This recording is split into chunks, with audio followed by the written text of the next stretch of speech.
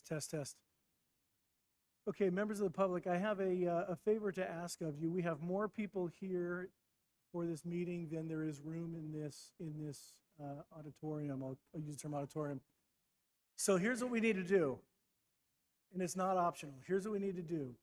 We need to have calm in this room and calm outside.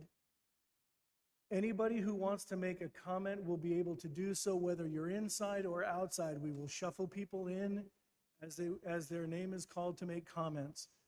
But I can't have a disruptive meeting. We can't have the yelling and the screaming. We've got to have an orderly meeting.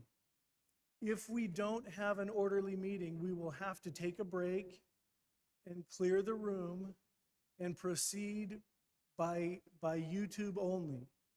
We don't want to do that, which is why I'm here to ask you to please be calm, be respectful, don't interrupt speakers who may have a different opinion than you, and to allow us to conduct a meeting that is calm and orderly and allows everyone to address the board on the items that are on the agenda. I'm going to go outside and address the people that are outside. We're going to begin in just a few minutes.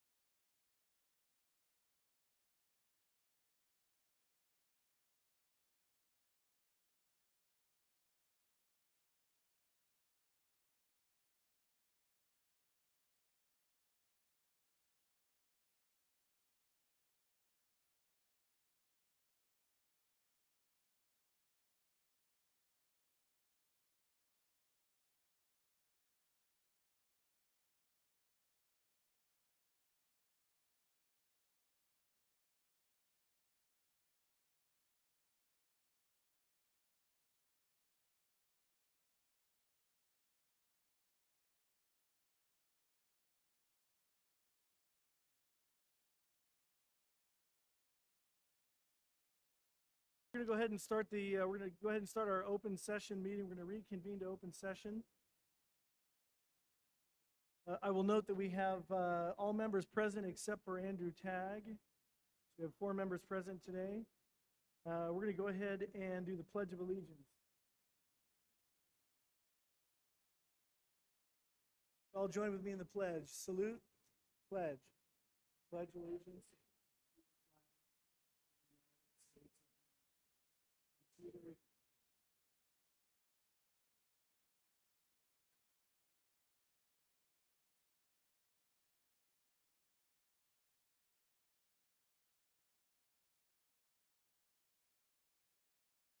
Thank you. Okay, we will, as an announcement out of closed session, as items 2.1 to 2.5, no reportable action was taken.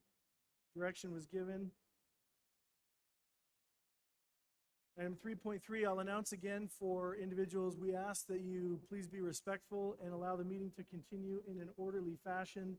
Please don't interrupt the speakers, don't interrupt the board, don't interrupt other members of the public who want to talk. And when it is your turn, if you've turned in a white speaker card, we'll call on you.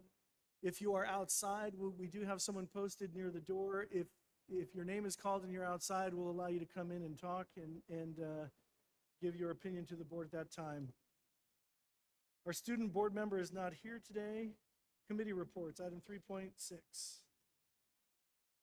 Communications? I'm sorry, communications, 3.4. All right, communications, we do have final DSA certification for the Oakmont High School scoreboard. So we did receive that, so that project is final and complete. We also had a communication from the County Board of Education approving our budget, if I remember correctly. Yes, they did approve our budget. All right, item 3.6, committee reports. All right, item 3.7, which is public comment on any item that is not on the agenda. Again, we'll limit this to items that are not on the agenda. First up is Michelle Peterson. Second is Yvette Basilaki. Michelle Peterson is first.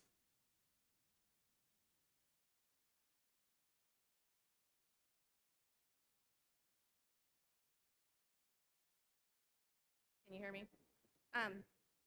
My name is Michelle Peterson. I have a senior at Oakmont. Never in my wildest dreams would have ever thought a year ago I'd still be doing this. But I do want to say first, thank you to all the students that have stood up and decided they are done with the masks.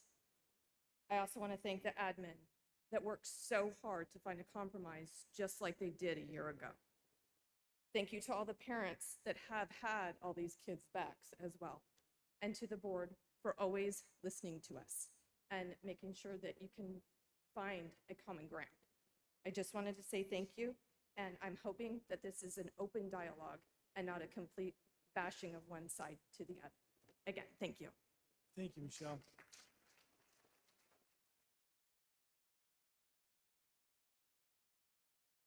Yvette, next is Yvette, and then after Yvette is Vicki Kenton. Okay, so I know you guys are doing masks a little bit later, but there's a whole bunch of stuff in this. So I do touch on it. I just wanted to let you know that it is in here briefly. But anyways, so regarding our school system, we're going in the wrong direction, people. Not just the curriculum and the dumbing down of the kids, but with the woke equity policies and the CRT showing up in every subject and these fake mandates selling out our kids for money. Kids are starting to speak out against one another via social media. They're speaking out against board members, and they're speaking out in person. It's causing division amongst the students at schools. Okay, at some point, it's going to erupt and possibly get physical. Please, let's contain this.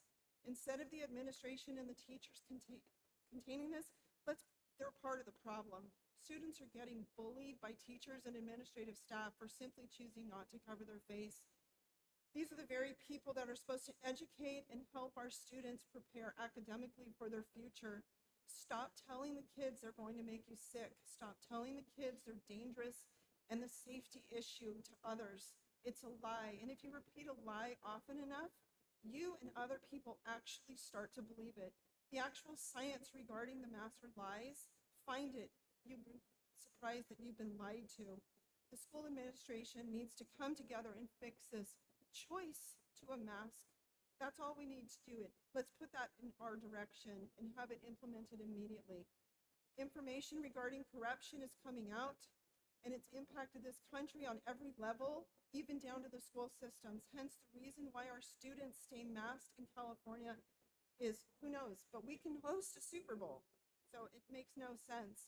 If you choose to do nothing to help our children, you will be on the wrong side when this comes to a head, and it's coming. God is watching, and he defends kids. Thank you for letting me.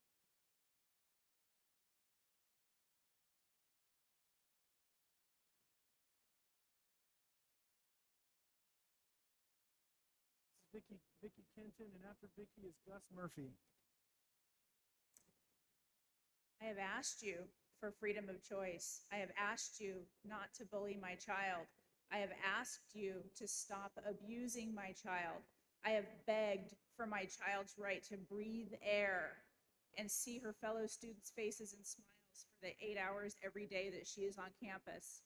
You have responded to our requests by limiting the number of people allowed at meetings, editing out the applause and support from the taped meetings on YouTube, and threatening tyranny of stopping public meetings. If you cannot or will not immediately act to uphold these basic humane needs and uphold your oath to support the Constitution of the United States, then I request that each board member be held personally and legally accountable and banned permanently from any public office due to having violated your oaths and the trust of the people. You have failed our school. You have failed our children. You have failed the good and trusting people of Roseville. We do have options. One option is libertylearningca.org. You may actually think that this is a little bit familiar to you. It's probably not this school district, but it's probably very close. I do solemnly swear that I will support and defend the Constitution of the United States and the Constitution of the State of California against all enemies, foreign and domestic, that I will bear true faith and allegiance to the Constitution of the United States and the Constitution of the State of California, that I take this obligation freely without any mental reservation or purpose of evasion, and that I will well and faithfully discharge the duties upon which I am about to enter. And then I believe each one of you have signed your name to an oath very similar to this.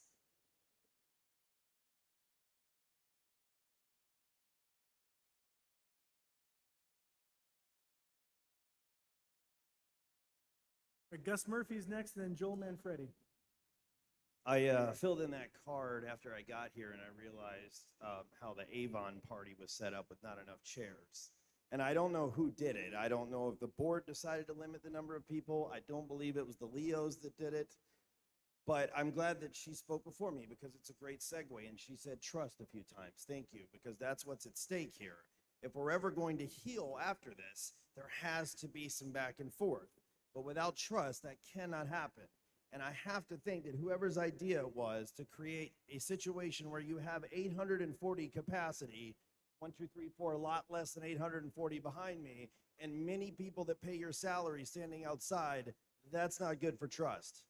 Because now they feel like they're not being heard, they feel like you don't care about them, and they already know that Biden doesn't care about them, they already know that Newsom doesn't care about them, and now they feel like their own elected officials right down the street from them do not care about them, and that can't be good for the healing process that I just talked about. So what I would ask is at future meetings, I won't be there. I've decided I'm not going to come to these things anymore. I'm going to watch paint dry because that seems to be just as effective. But I will tell you that at future meetings, I would beg you to let these people, this is supposed to be open to the public, is it not? So I've never been to a school board meeting, and I've been to a lot of school board meetings where this happened. And I don't know who's behind it. But when you finally go home tonight, I want you to shrug your shoulders, take a long, hard look in the mirror, and ask if you're really a public servant. Because if you don't allow the public to come in and at least witness what's going on here, then you're not worth the chairs you're sitting in.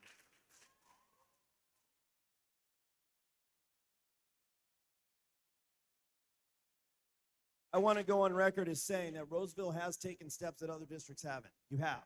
I mean, you've done things with regard to enforcement. You've been as lax as possible, and you should be recognized for the fact that you are further than a lot of districts in Placer County around California. So thank you for that. I do mean that. Thank you. Thank you.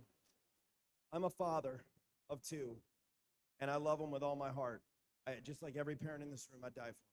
I would. I'd be happy to. I was a military member.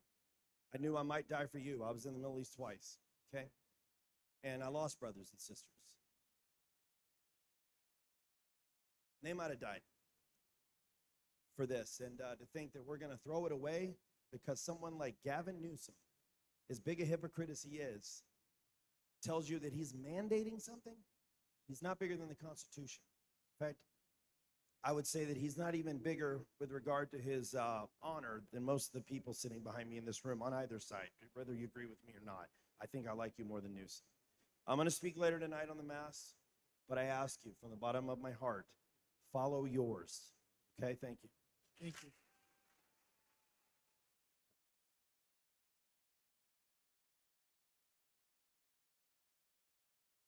Joel Manfredi and then Karen Combest will be after Joel.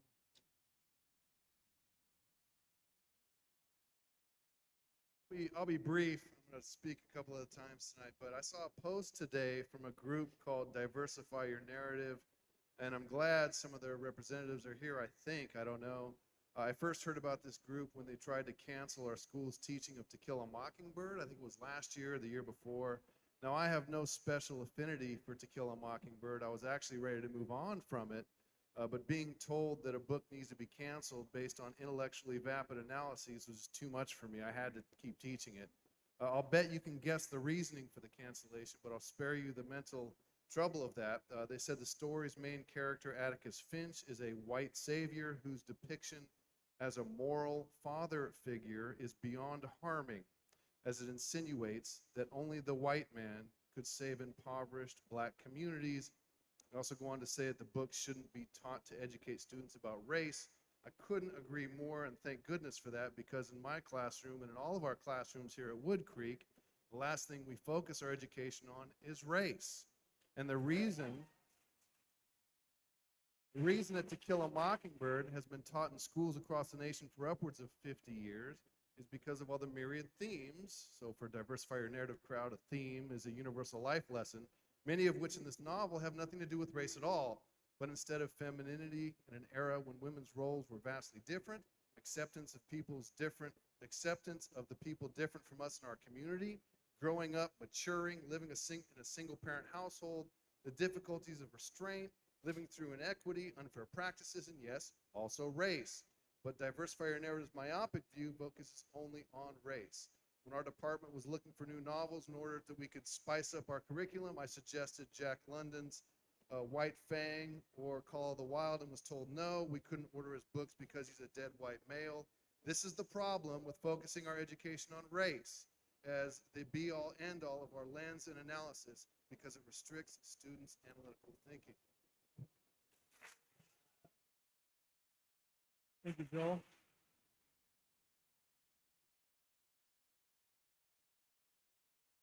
Karen Combest, and after Karen Combest is Lisa Mendenhall.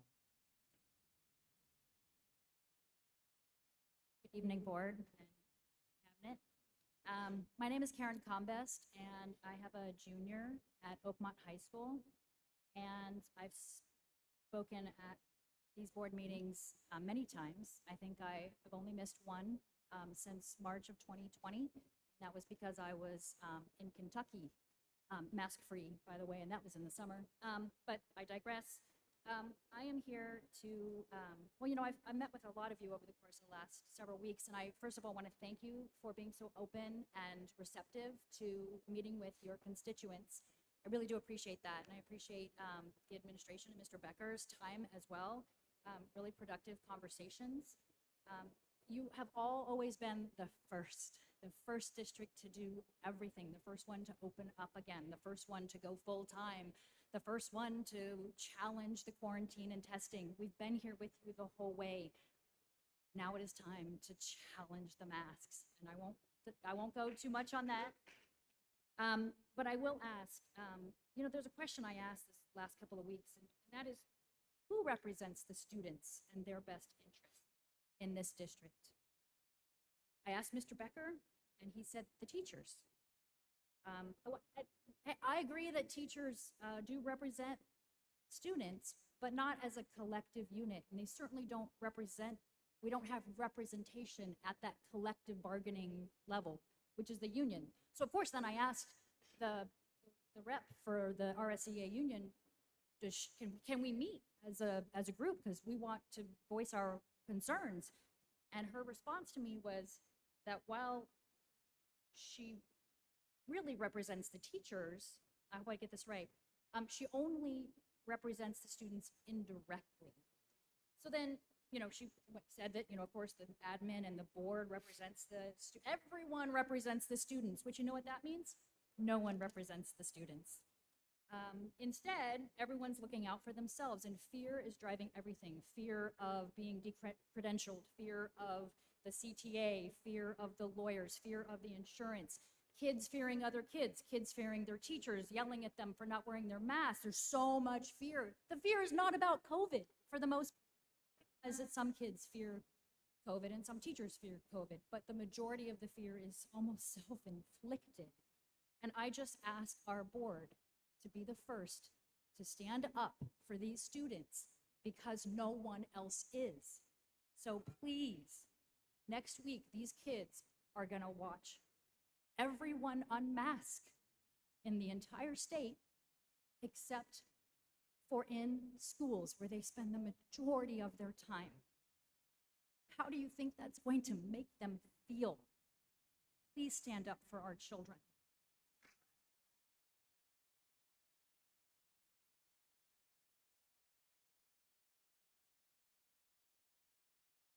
Lisa Mendenhall, and then after Lisa is Cassandra Stevens. Hello, Lisa Mendenhall, Oakmont parent. My daughter's a junior. And I'm here to thank specifically Mrs. Govea and her administrative team at Oakmont, Superintendent Becker, and the board for being an ally for our students during these challenging times.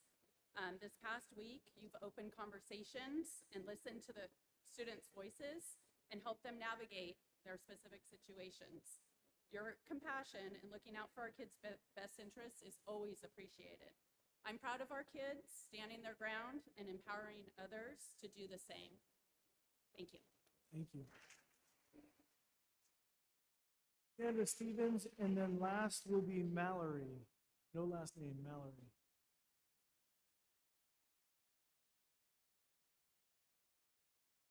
Threw my back out a little slow today. My name is Cassandra Stevens. I have a son here at Wood Creek High School.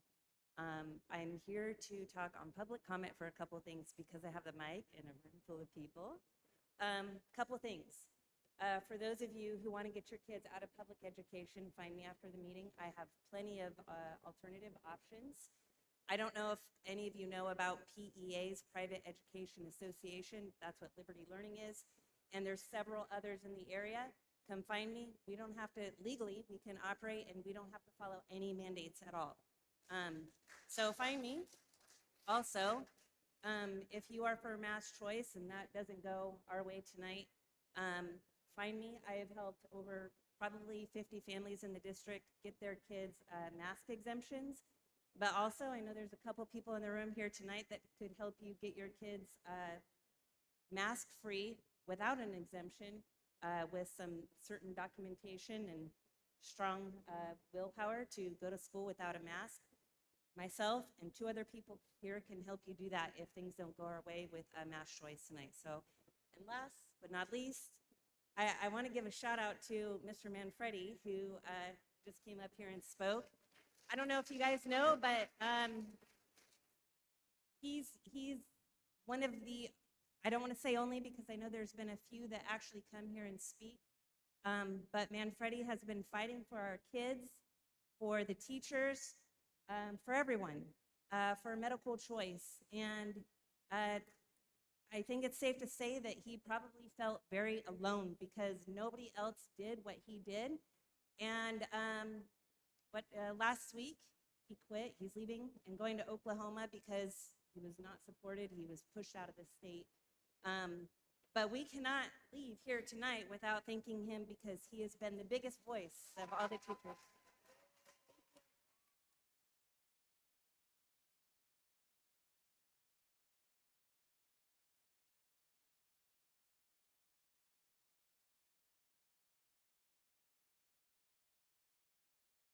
Valerie.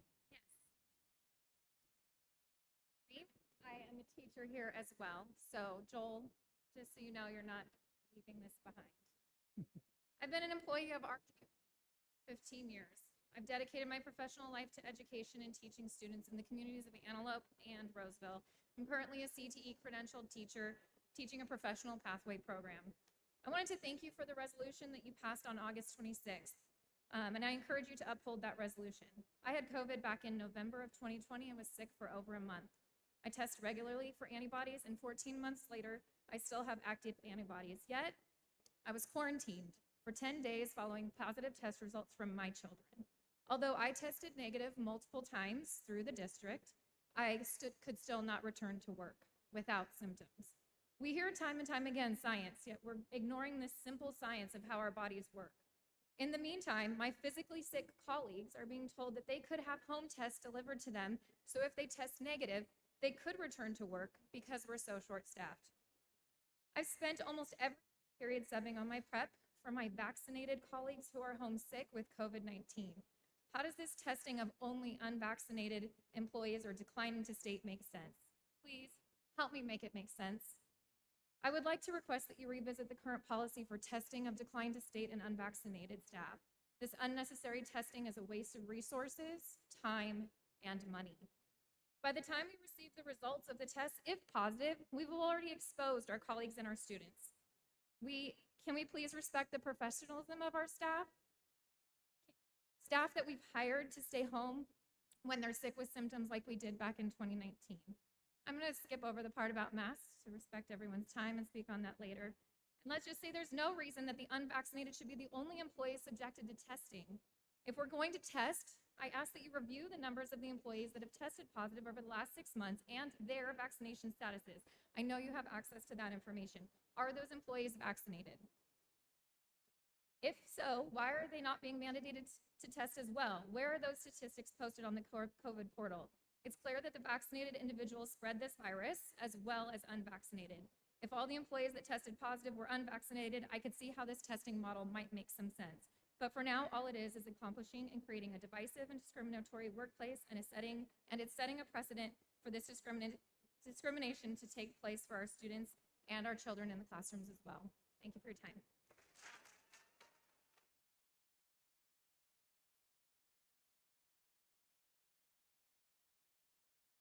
Okay, that was the last public speaker on non-agenda items. Moving to the consent agenda, we have had a request for someone to speak on item 4.3, so we'll need to pull 4.3 from the consent agenda. Is there a motion to approve the balance of the consent agenda minus item 4.3?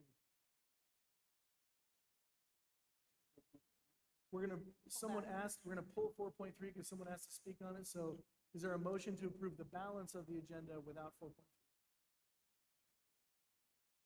Approve the consent agenda with the exception. Motion by Constant, is there a second? Second by Board Member Hall. Roll call vote, please.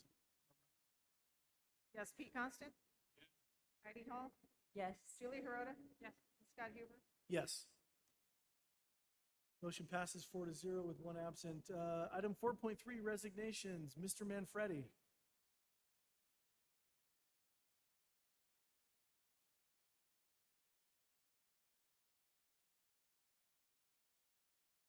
The last time I talk, I guess I don't want people to start hating me like my students that talk too much here. Thanks, Cassandra. Appreciate that. That was very kind of you. I'm Joel Manfredi, former teacher and baseball coach here at Wood Creek High School. I've been asked a lot in the last week or so why I resigned, so I thought I'd clear up any rumors that may be circulating. It's actually very simple. I resigned because I felt that I and the other 166 or so unvaccinated employees were being discriminated against based on our medical choices to not take a vaccine.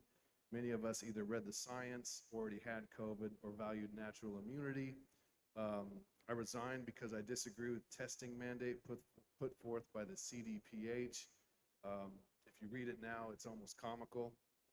My frustration was that we presented the same information about the positivity rate between vaxxed and unvaxxed people in the fall to the board, the union, and the district, and nobody cared. I resigned because it became too difficult to ignore the behavior of our government officials and the juxtaposition between their mandates and our students. I resigned because I disagree with the mask mandate. I resigned because I realized our district is probably going to implement whatever policy is handed down by the state. No matter how much data, facts, science, complaints, or truth is brought to you by these people, California will probably approve the vaccine mandate, eliminate all exemptions, and our district will probably fall in line. I resigned because I disagree with almost everything that the CTA stands for, including vaccine and mask mandates. So, because of all those reasons, I mean, how could I stay? Who would stay in that type of environment? So my wife and I have decided to move. I take pride in the fact that I never discussed politics in my classroom, as my job was to teach English in a way that was fun and informative.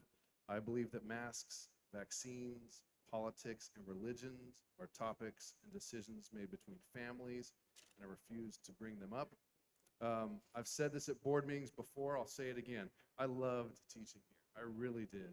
From the first day here until the last year, I loved coming to work. And I want to thank the board for its thankless efforts. The decisions that you make will never be enough for either side of this political aisle. I wish you all luck in your endeavors. I'd like to thank the majority of teachers that I worked with over the years. I know that many of you disagreed with my views on things these past few months, but that doesn't negate the respect I have for your professionalism and ability as educators. I'd like to thank the students in my classes and the athletes that I got to be around every day. You were all a joy and a blessing. And lastly, and most importantly, I'd like to thank the parents of the kids in this community. It is strictly and most importantly because of you and your efforts as parents that this school and this community is so special. Your engagement in the lives of your children and your dedication to them has been the main ingredient creating such a wonderful atmosphere at Wood Creek. You raise respectful, funny, smart kids who do well in life. So thank you for that, and I wish everyone here luck in the future. Thanks.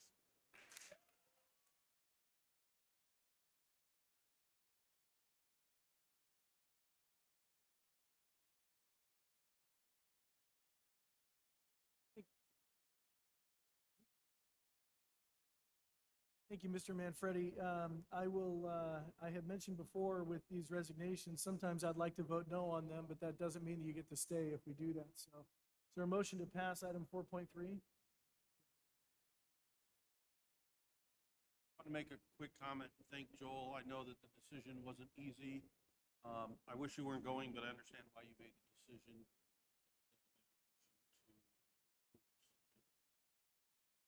Motion by member Constant, is there a second?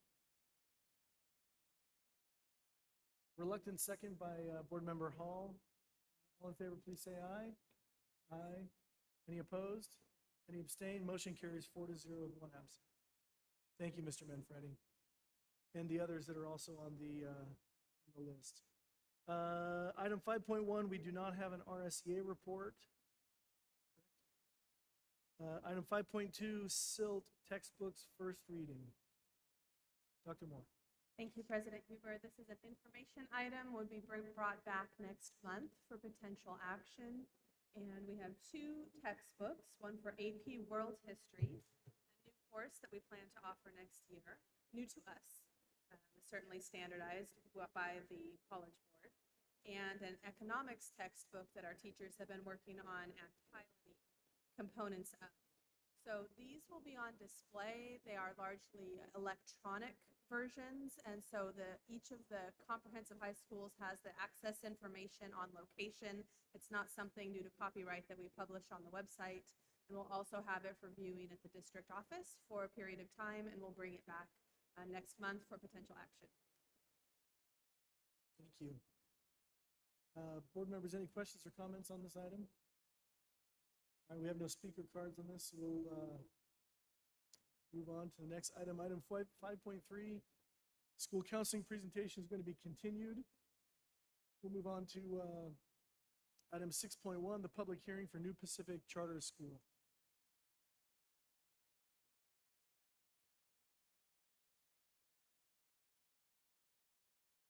evening, Board. Good evening, President Huber, Board of Trustees, and Superintendent Becker. I do want to say up front that we do have speakers that are outside and others, and so hopefully they'll be able to get into the building. I'm Dr. Paul Kiefer, Executive Director of Pacific Charter Institute, the nonprofit organization behind New Pacific School. A quick story about me. My wife and I raised our 3 kids on the other side of I-80. 2 of them did great in traditional school. And one, well, he just was not reaching his full potential, and we knew we needed to do something different for him. We pulled him out of his traditional public school setting, and he enrolled in a Montessori school. And wow, what a difference it made in his confidence, enthusiasm, and engagement in school. It was a life-changing. You might also know a kid that's a little different. No 2 kids are the same. This is the same kind of choice that we want parents to have here by partnering with Roseville Joint Union High School District. With that, let me thank the board and staff for your efforts and commitment to learn about New Pacific Charter School. I'd like to thank Superintendent Becker and Dr. Moore for their thoughtful review and ongoing collaboration.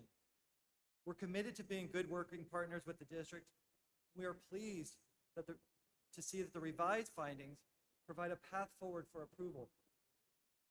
Roseville Joint Union High School District is an ideal partner because of the intricacies of high school education, including A through G courses, matriculation, concurrent and dual enrollment, and career pathways all require an authorizer that is an expert in these areas of oversight. It is not uncommon for a high school counselor to work with our schools to see if we are able to help with a class for a student or enroll a student for a semester to give that young person a break, a needed change. We're committed to working together for kids. PCI is the most experienced operator to petition this district in recent years. We currently operate programs in 4 different school districts, and we're proud of the positive, ongoing relationship that we have with them. In fact, the California dashboard for 2021 school year has just been published. PCI's 4 charter schools average a 93% graduation rate, besting the state by 5%. But that's not the best part of the story. We've graduated hundreds of students, we've graduated hundreds of students who have taken hundreds of classes at the community college. One of our schools, Sutter Peak, 41% of the students graduating completed community college classes. What more, half of those students were low income. Heritage Peak Charter School, 49% of those students had taken community college classes, 38% were low income, 10% were special education, and this is the best part of all, one of these incredible children was homeless. We are making a difference now, and we're hoping to partner with you to expand our positive impact. Entrepreneurial ventures require planning, guidance, reflection, and courage. The New Pacific team demonstrated all of these as we stand here in front of you seeking your support for this small but vital enterprise. To those ends, I would like to address 3 areas that the district felt the board should be aware of, including facilities, district finances, and duplication of programs. First, we have the budget, time, and expertise to secure an appropriate facility in Roseville. We provided additional information to the district about potential facilities in Roseville, and we have 2 letters of intent for each of those facilities. Once the charter is approved, we will move quickly to secure the space as we have done at our other leased locations. Second, we noted the district is concerned that an additional public school option for families in this area could have a fiscal impact on the district. New Pacific School Roseville is small.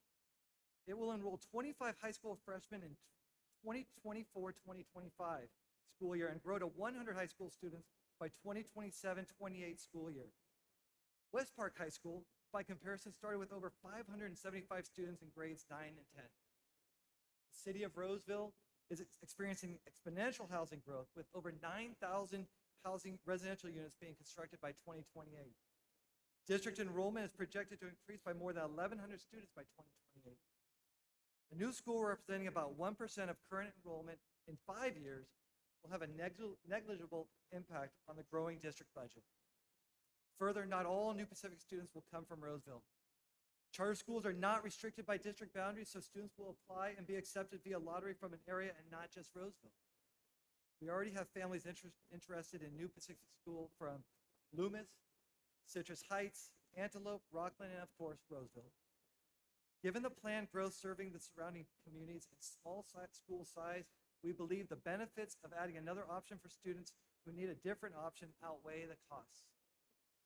Finally, New Pacific School is a unique school aimed at serving kids who don't fit in the traditional school mold. New Pacific School Roseville is one of a kind choice for parents and students. Yes, local schools offer some of the same elements. The New Pacific program is a single school that offers all the programs with a seamless continuum educational program enrolling TK through 12th grade. As I illustrated above in our high school successes with graduation and college courses, a TK-12 integrated grade span makes a fundamental difference. We believe that we've sufficiently addressed the outstanding concerns and have earned an approval tonight.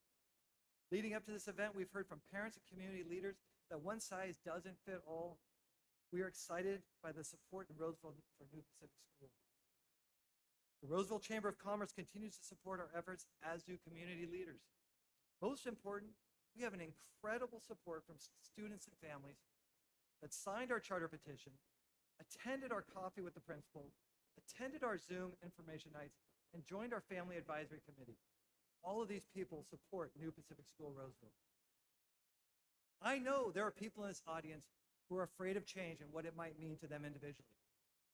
While it's understandable, it's not a reason to stop children with a different learning style from accessing a school that fits their needs. New Pacific School Roseville will be an option for those children found in every community not thriving in their current school. Tonight, we have an opportunity to add another option for families who are looking for something different in the area, another choice for parents. The opportunity to change the life of a student doesn't quite fit in, like my own son. We are ready to hit the ground running tomorrow. We hope you will approve Pacific Charter School tonight, or New Pacific School Roseville tonight. Thank you. Thank you, sir.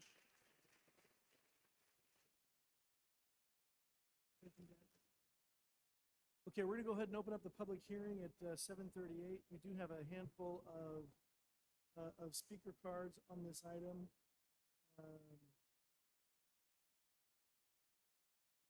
What I'll do is I'll call out the names that are on the cards. I know there are some people who are outside, so if people don't come up when their name is called, we'll ask Rob Hasty. We'll ask Rob to get them if they don't come up. Okay, I got the thumbs up. All right, first is, I'll read three names. First is Deanna Ponsetti. Next is Kara Heitoff.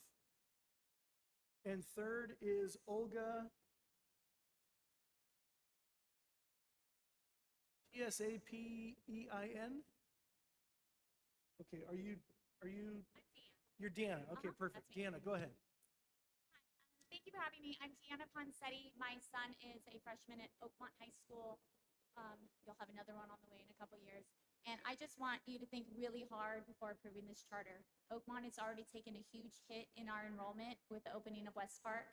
If this charter was asking to open in West Park area, I would be like, sure, we can handle it, because that school is huge.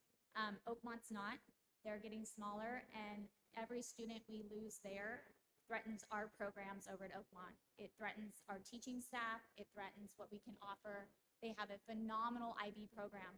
We attract students from the same areas he just spoke of.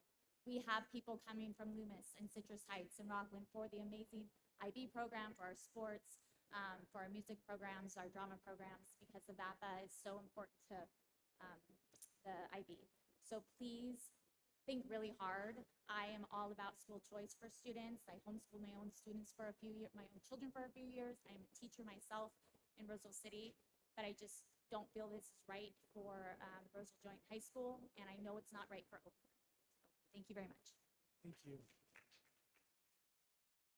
Next is Kara Heitoff, and then Olga T-S-A-P-E-I-N, and then next is Marcelena. Please. Go ahead. Good evening. My name is Kara Heitoff. I am the mother of three, and I live in West Roseville, just down the street. I'm here to speak in favor of approving the charter for New Pacific School. I'm a credentialed teacher of over 20 years. I taught social studies in high school for many, many years. So I'm very excited about the prospect of a new local charter school focused on student-led learning with individualized learning plans.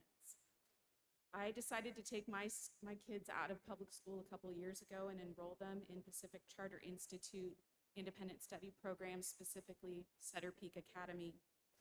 New Pacific School is seeking to integrate some of the best practices and programs that their independent student study programs utilize. I have witnessed firsthand through my own children the explosion of academic growth and love of learning since leaving the traditional public school. The support and resources available to us have been incredible, and I'm so excited for more families to share in similar learning experiences. I think the approval of this charter school is needed now more than ever. With profound learning loss, anxiety, isolation, attendance issues, the list goes on, and having some school choice that is more individually designed, project-based, student-led is proven to be the most successful educational approach. And our community is in such need of this kind of school for our children. I thank you for your consideration and approval for this charter school. And I did forget to mention that speakers, because of the number of speaker cards we have, the time to speak on this item is 1 minute and 30 seconds. Are you Olga? How do you pronounce your last name? Soplin. Zoplin? Yep. Oh, that's an L. Okay, great. Sorry. Thank you, Olga. And then, by the way, afterwards is Marcelena, and then Suzanne Marzak. Please, Olga. So, my family and I have been living in Roseville for about 15 years, and I have 3 children in local schools. And lately, we've been struggling a lot. I have 2 kids that are struggling academically, and basically, I feel like we don't have a lot of options. We reached out to the school, and basically, this is a conversation I had with the teacher in September. He said, yeah, your kid is struggling. Call the high school that she's going to next year, and they'll figure something out. And this is beginning of the year, so there's no assistance there. So, and then so 2 kids are struggling academically, and 1 kid, he's doing really well. But again, he needs extra stuff, more challenging curriculum. And I feel like the school that he's at right now, although it's great, it could be better. Also, there is a lack of options for electives in high school level. I would really like my kids to have a bit more options there. So I'm asking the board to vote yes on the new charter school. Thank you.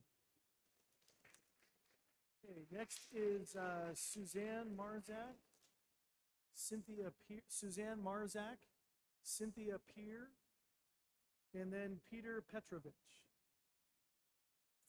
Suzanne Marzak, please.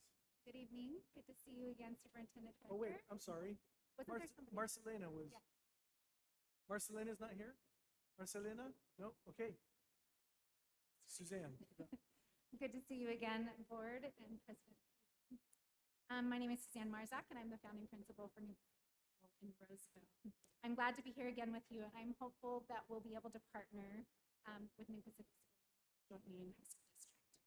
Over the past 8 months, I have met with countless Roseville parents out in the community, at parades, parks, outside stores, on weekly Zoom meetings, and at principal coffee chats, seeking to hear what parents are looking for in schooling options for their children. Parents are excited that our program is unique, with an opportunity for students to be in the same small school setting for the continuum of TK through 12th grade. Many parents have talked about how their children have not been as successful in a traditional classroom. If they struggle with things like sitting still or listening quietly, or have severe allergies to food or even air fresheners, these parents are looking for an option that will meet their children's unique needs. Through our Parent Advisory Committee, we will continue to listen to parents and seek to hear what their students' needs are. New Pacific School is unique in that project-based learning, foreign language instruction for all students, Leader in Me training, and individualized learning plans will be offered in one small school setting. Although many of these wonderful programs are already offered throughout Roseville School, they are not all offered. I've talked to several teachers who live in Roseville and teach in school districts throughout the Sacramento area. They recognize better than most when their own children are not as successful in a traditional classroom, and they've been coming to us looking for options for their students. I ask you tonight to approve New Pacific School and make the great school districts in Roseville even better by providing more school options to help all students be successful. Thank you. Thank you, Suzanne. Okay, next is Cynthia Pierre. After Cynthia is Peter Petrovich and Brian Hay. Please. Hello, members of the board. My name is Cynthia Pierre. Thank you for the opportunity this evening in allowing me to share my support for the opening of New Pacific School here in Roseville. I'm here advocating as a parent, a teacher, and a community member. My daughter currently attends Roseville Parent Education Preschool, more commonly known as RPEP, and she has absolutely flourished in the community-based learning environment. With fall right around the corner, I've been looking for a school to enroll her in kindergarten. I've been struggling to find a student-centered approach to learning so she can continue to succeed just as she has at RPEP. The whole idea of kindergarten has made me nervous. It's been a little bit overwhelming to try to find the right fit for her. I know her best, I know how she learns, and just from my journey as a teacher and seeing what I've seen in the traditional classroom setting, along with my education and my professional development, I know that I want something different for her. I was extremely fortunate to meet Suzanne Marzak, the founding principal of New Pacific School, during a parent information night on Zoom. After hearing about the plans and focus for New Pacific School, my mom nerves were instantly eased, and my teacher heart was excited. I truly believe that New Pacific School has a solid plan to put all the right emphases in all the right areas to support students and make it a wonderful option that they will thrive in, both socially and academically.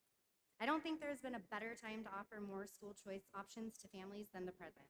I trust that you will make the right decision in support of the families here in the Roseville community by voting yes on New Pacific School Roseville. Thank you. Thank you. Petrovich, then Brian Hay, and then Kurt Benfield.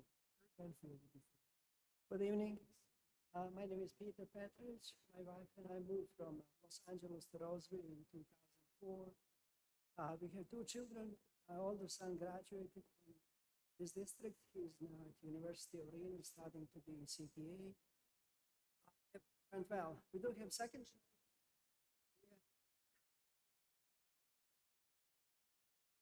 Smooth. Look, it's minor, mild autism. Sorry about that. You're just fine. And we tried typical school settings, and it didn't work well for him. So I left my work. I am a language professor, foreign language professor.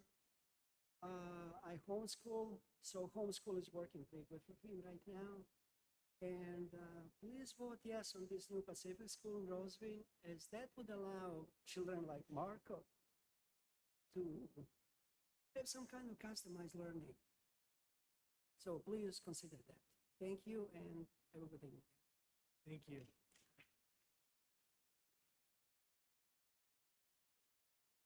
Brian Hay, then Kurt Benfield, and then Shauna Lucasco. Shauna Lucasco. I'm here representing Roseville City School District. I have some petitions. Brian? Brian Hay? Yes. Okay. So I'm supposed to deliver these petitions. Thank you, sir. I'm going to be brief. I have a little statement, as does a colleague of mine. One thing that I think is interesting, this is my sidebar. A lot of the parents speaking here tonight are kids. This is a high school board meeting, but this charter affects elementary. They would start with a K-8 charter and they would work their way up. So I feel it's a little disingenuous that they didn't go through the elementary school process. They would backdoor themselves into getting this. Yesterday we were emailed a petition signed by 527 members of our community who are opposed to this charter. This is widespread. Educators, staff, parents in the community from Roseville High School District, Eureka, and Dry Creek. I brought you the petition that shows how wide ranged this is from parents, community members, and all the districts which they come from. We do have great schools here in Roseville and Granite Bay. We do not need another school right now that will just duplicate the great offerings we already have while undermining and taking away students' resources that we thrive on at this time. Your decision will not just impact Roseville High School District. It will affect Roseville City, Eureka, Dry Creek. In fact, because the school will open with elementary grades, they will be immediately impacted. So please listen to your constituents. Thank you very much. Thank you, Brian. Okay, Kurt Benfield, then Shauna Lukasco, then Debbie Aston. Debbie Aston is third. Good evening. Board President Huber, Vice President Hirota, Clerk Constant, Honorable Board Members Hall and Tag, and Superintendent Becker. My name is Kurt Benfield. I'm the CSCA, California School Employees Labor Relations Representative, representing all classified working for not only Roseville High School, but Roseville City School District, Dry Creek, and some others. I am also, however, a resident of Roseville, proud parent to a son and daughter that attended and graduated all the excellent Roseville public schools, which was why we moved to Roseville years ago. I'm here tonight to speak in opposition of the New Pacific Charter School petition on behalf of CSEA, representing all of those districts for several numerous reasons, not the least of which is your very own Roseville staff recommendation for the same. It states unequivocally that the proposed charter school is unlikely to meet the needs and serve the interest of the students that attend Roseville schools or the community the district serves. Coincidentally, your larger neighboring district, Folsom Cordova, also previously rejected the very same petition on the very same grounds a short time prior to New Pacific Charter submitting a petition to Roseville High School. They also said at the time that Folsom Cordova was the ideal district to petition for. Other major concerns of which appear or do not appear in their petition. New Pacific Charter wants to operate K-12, as the previous gentleman meant. Your decision tonight will reflect on also the elementary school district as well as your neighboring districts, and they have no say in it. Thank you for the evening and appreciate you. Thank you. And Rob, I understand we've got some media outside. If they want to come in and set up over here, they're invited to do so, the media. Okay, Shauna Lukasco, Debbie Aston, and Luana Sparavon, please. Good evening, Cabinet. My name is Shauna Lukasco. On behalf of our local educators in Granite Bay and Roseville, we are deeply concerned about the timing and the manner in which this new Pacific Charter has been presented for approval by the high school district, while the immediate impact will be on the elementary school feeder districts. I would also like to point out the fact that this was initiated over a winter break, is being voted on by the board tonight on the heels of evaluating their superintendent. We are aware that the same petition was rejected, as mentioned earlier, by the Folsom Cordova School District Board in Sacramento County. And now it's being presented here in Placer County. New Pacific Charter has no prior experience running an actual brick and mortar school, only online, nor are they offering our students any new programs that we do not already provide. In fact, this new inexperienced charter will result in an increased class sizes and negatively impact the high-quality programs currently provided to our students and families by the highest quality educators. The Folsom Cordova School Board decided that New Pacific Charter was not good enough for their students. We urge you tonight to deny this charter as well, because New Pacific Charter is not good enough for our students here in Roseville. Thank you. Debbie. Next is let's see, that was Shauna Lukasco, right? No, you're Shauna. You're Shauna. Okay, next is Debbie Aston. After Debbie Aston is Luana Sparavon and Raumel Babanta. Please. Hi, my name's Debbie Aston. I've been teaching since 1996.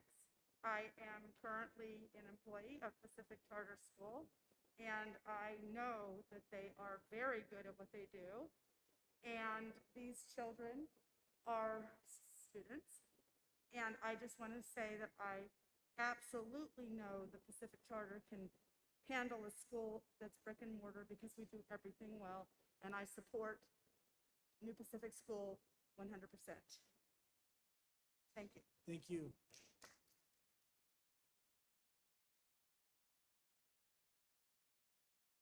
Luana, and then after Luana is Raumel, and then after Raumel is Kristen Connor. Please. My name is Luana Spearmont, and I do work for Pacific Charter Institute. My children were educated through homeschooling charters, and I firmly believe that it is the best option for all students. We all deserve school choice. Please vote yes for Purdue Pacific School. Thank you. Raumel. After Raumel is Kristen Connor, then Shelley Greenidge. Shelley Greenidge. Sir, please. Good evening. My name is Ramel Mabanta. I work with Pacific Charter Institute. I've been an educator for 18 years, and I've worked with this organization for the past 7. Some of the comments are true. No school in the area has done what we are proposing to do. We are starting from the ground up with social emotional learning as a way to unlock a transformational educational experience. There will always be students who fall through the cracks, who have not been seen, and who have not been acknowledged. I am one of them. There will always be room for someone to serve our students, and there should always be an option to give those students a home.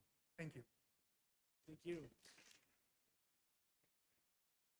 Okay, Kristen Connor, and then after Kristen Connor is Shelley Greenidge, and after Shelley Greenidge is Stacy Jones. Please.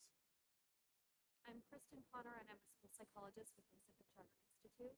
And I'm just here to voice my wholehearted support for New Pacific School.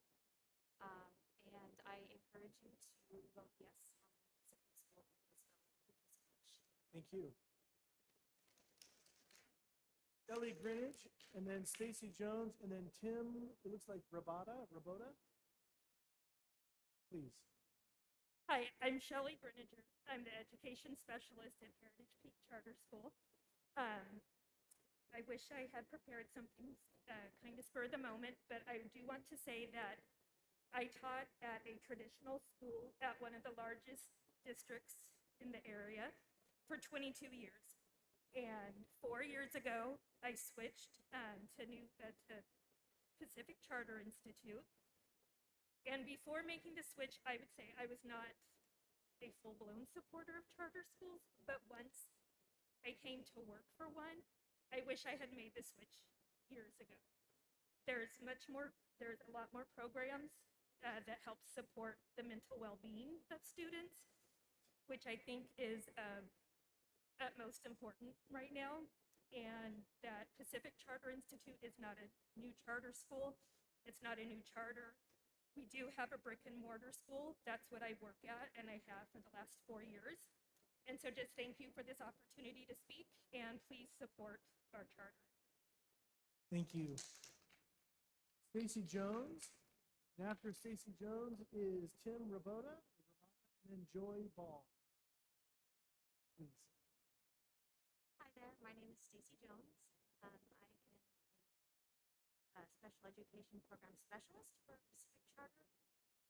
This is my 11th year, and I love my job, and I love all the support we give our students with their personalized learning programs. And please just support our New Pacific School. Thank you. Thank you. Okay, Tim. And then after Tim is Joy Ball, and then it looks like Marcy Grill. Please. Hi, Tim Rabota. Good evening. I'm here in support of Pacific Charter, the New Pacific School. I support parent choice. I know parent choice is a hot topic right now. So as far as a new charter school, I think this is a great option for students, and we seek your support. Thank you. Thank you. Joy? Joy? Okay, after Joy is Marcy Grill, and then Kitty Hall. Hi, my name is Joy Ball, and I am at New Pacific School. Thank you. Thank you. Okay, Marcy. After Marcy is Kitty Hall. After Kitty Hall is Catherine Fitty. Please. Hello, my name is Marcy. I'm the mother of 2 girls, and I support New Pacific School. Please approve it. Thank you. Thank you.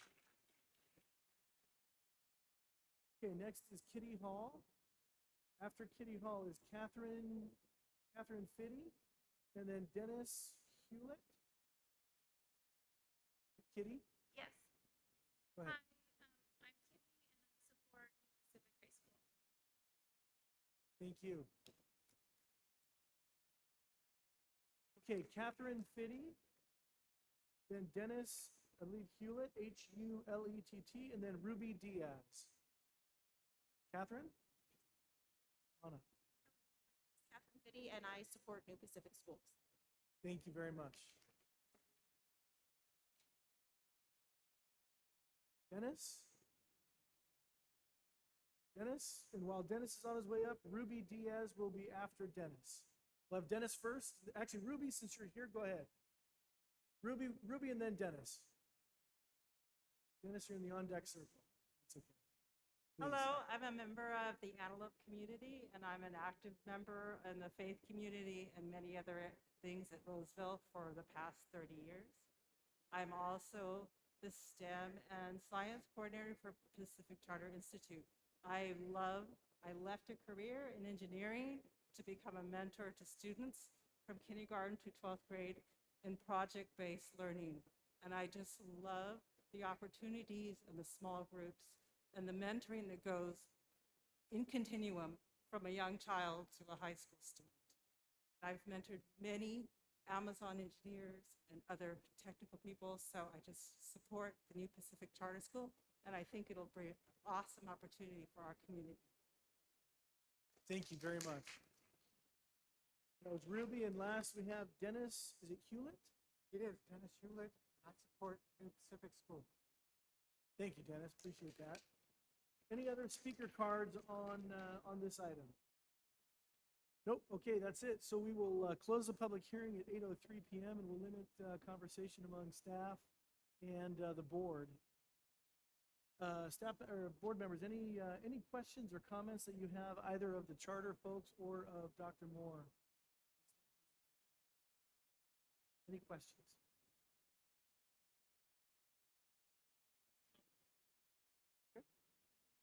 I'm wondering if I can just get some understanding about the trauma-informed practices and restorative practices from Civic Charter representative. Please. And if you need someone, holler. I need somebody. Ramel.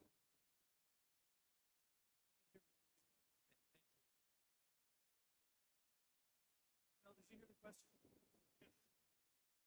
I wanted to understand, just get some understanding about your trauma-informed practices and your restorative practices. Right. So New Pacific School would partner with the Right Brain Institute, which is an organization committed to neurobiologically evidence-based trauma-informed practices.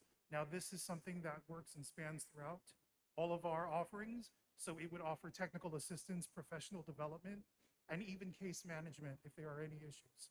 Restorative circles is also something that will be implemented in all areas, including for special education, manifest determination, students with ACEs, students with behavior struggles, and all students who may show struggles that are first seen with academics. All staff members, from instructional staff to office staff to facility staff, will be trained to some extent in our practices in both restorative, mindfulness, and trauma-informed.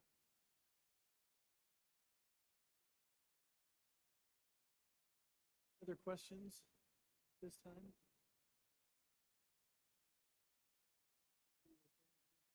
Okay.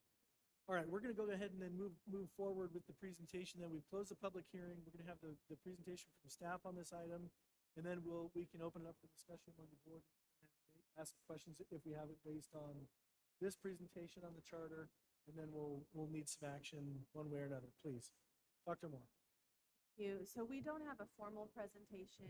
What you have is attached to the item, and I know you all had a chance to read variety of documents, some of which you had seen before. So the exhibits A through F show the entire continuum of our communication with the staff at New Pacific School Roseville, with their initial petitions, some summary findings, some clarifications. We've had some in-person meetings all the way up to our updated findings. So I know someone from the public was quoting previous findings, but we have had some of those collaborative conversations. So our updated findings have an option for you. So staff is neutral on this item, and we wanted to allow you to make the decision that you think is in the best interest of our school district and community, and happy to answer any questions about that. But your two options essentially are to approve, or if you choose not to approve, we would need to adopt the findings and then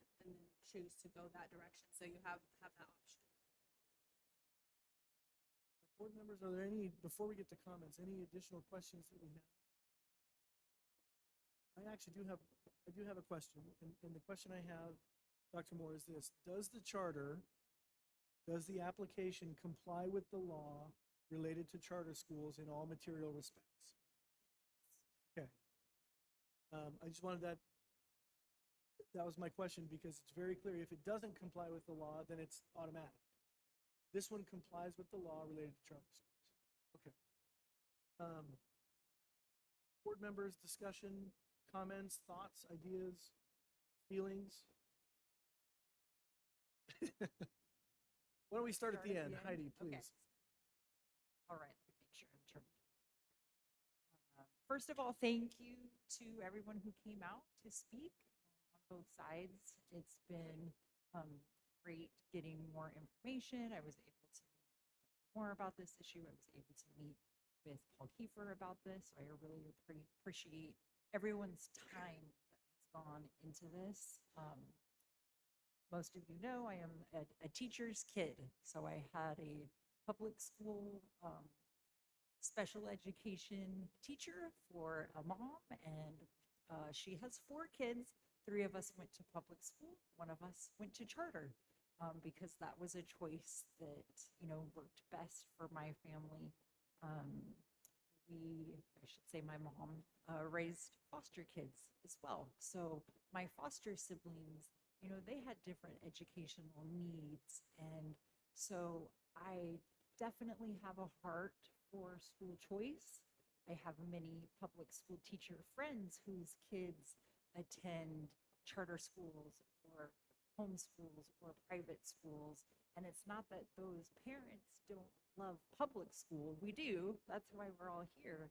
But we love that idea of choice because kids are different and unique.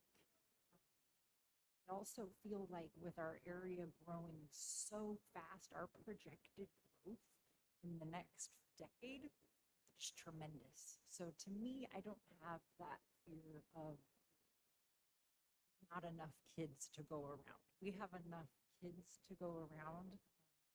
And I feel like this idea, one speaker said that maybe the school isn't good enough. And I think that is a decision that the kids and the parents will decide. The kids and the parents will decide ultimately if the school is good enough. So I feel really confident about it. I would express my support.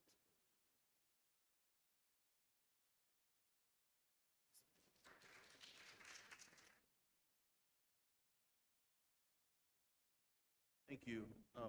Like many of you out there, I am a parent of a bunch of kids. I have 5. And I think one thing we know when we have more than one child is that every child is different, even if you raise them exactly the same. In fact, I have twins. In fact, I have 2 sets of twins. And even within my sets of twins, they learn and do and act differently. And as a parent, my wife and I have had our children enrolled in private school. We've had them enrolled in charter school, and we've had them enrolled in public school. Some of my children thrived in all of them. Some of them only thrived in some of them. And we, as parents, had the opportunity to pick what was best for our children at that time in their life. And that changes. You know, kids change. Sometimes for the better, sometimes not. But they change over time, and their learning styles change over time.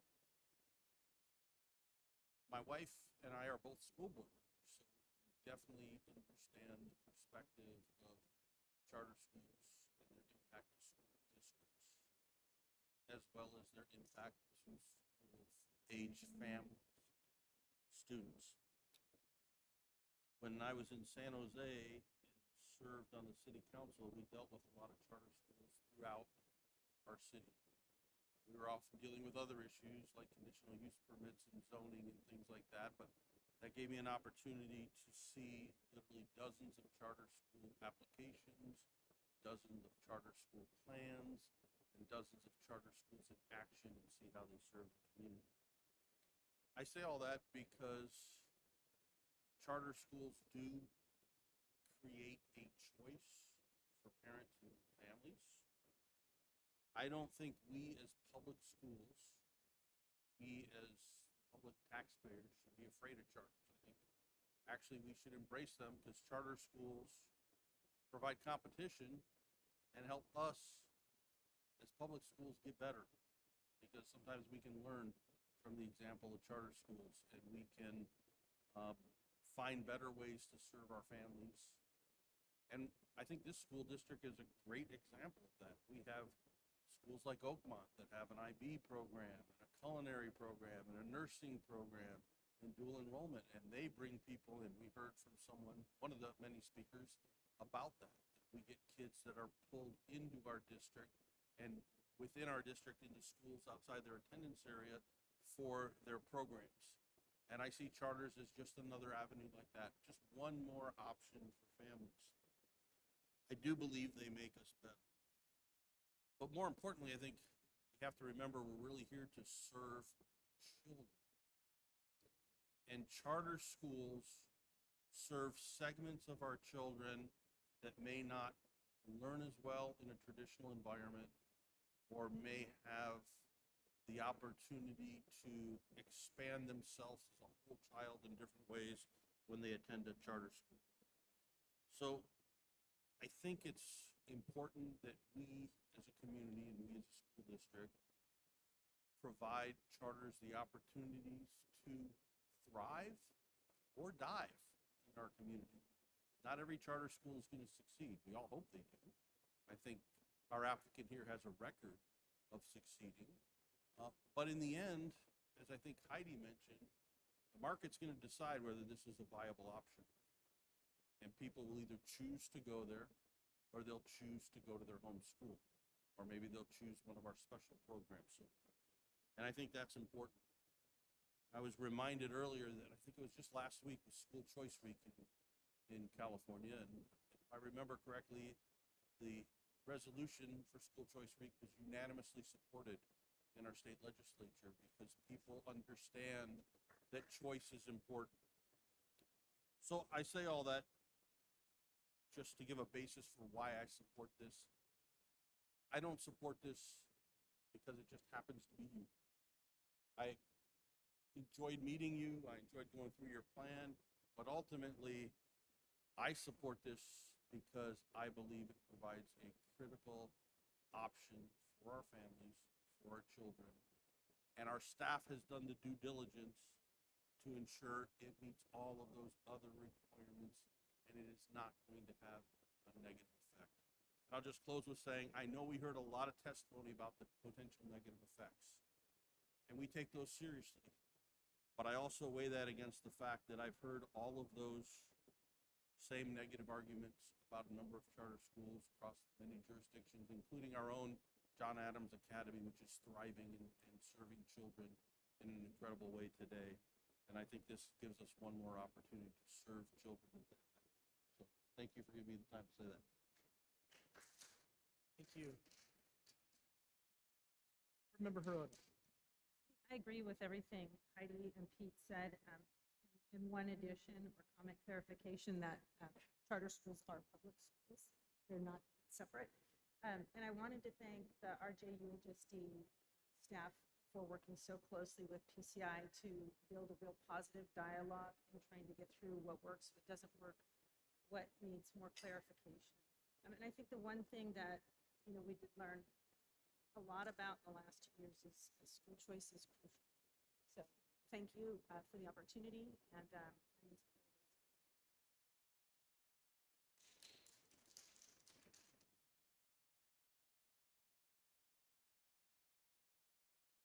Thank you, Board Member Hood, and also my fellow board members. I'll take just a couple of minutes, if I can. I am and I have always been a strong supporter of charter schools. Having said that, I am a grandson of a librarian.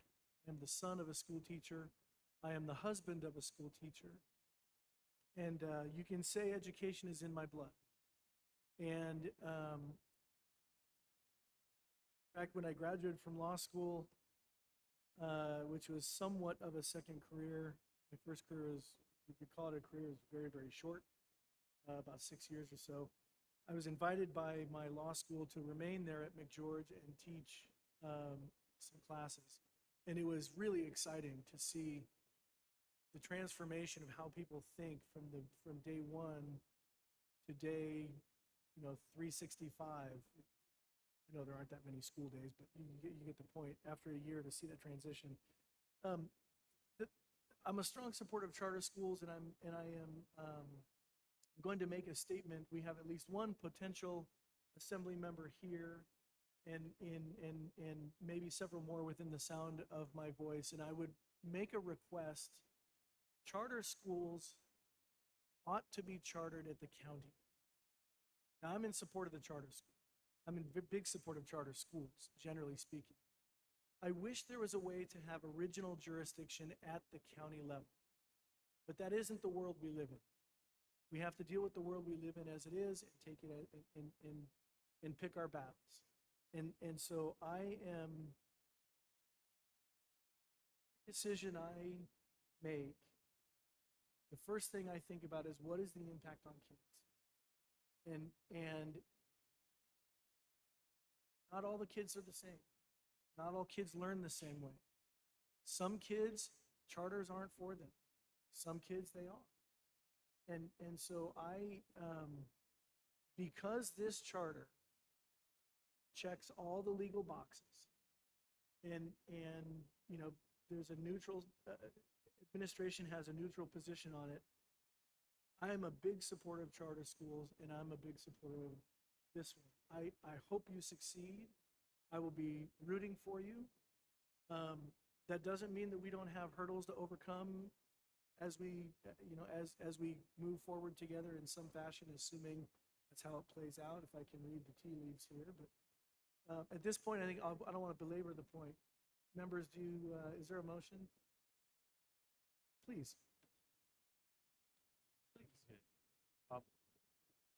I just want to make sure no one misinterpreted my comments to think that I was saying we don't have great schools, because all 5 of my kids, one of the reasons I'm here is because all 5 of my kids are at our traditional high schools and have thrived, even my children who have struggled in other areas.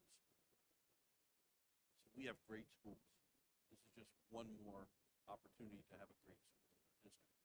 And with that, I'm not sure the exact motion that we are looking for, but okay. And I will say, I would like to move approval of this item. Motion by Board Member Constant. Is there a second? Second by Board Member Baroda. Let's have a roll call vote, please. yes, Pete Constant? Yes. Yes. Yes. And Scott Huber? Yes.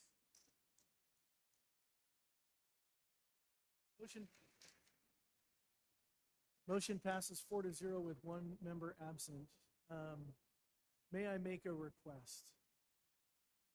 For those of you that are not interested in any other item, if you wouldn't mind quietly exiting, because we do have people outside who would like to quietly come in and would like to be a part of the meeting. And that is not to say you're not welcome here. You are welcome here, but if you have no interest in anything else, feel free. Thank you, sir.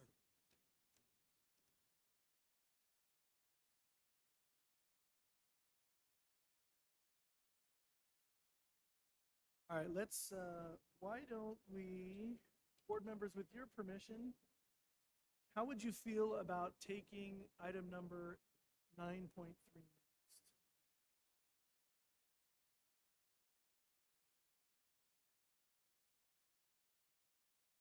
I have a feeling, I mean, 9.3 is going to be substantive, so will the map item. And I think we're going to, let's call up item.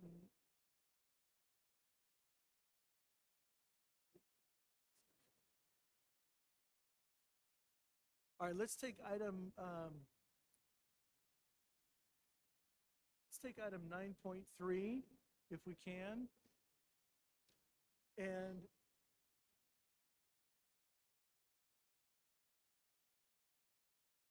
I apologize to you. I just received a word that our consultant cannot stay.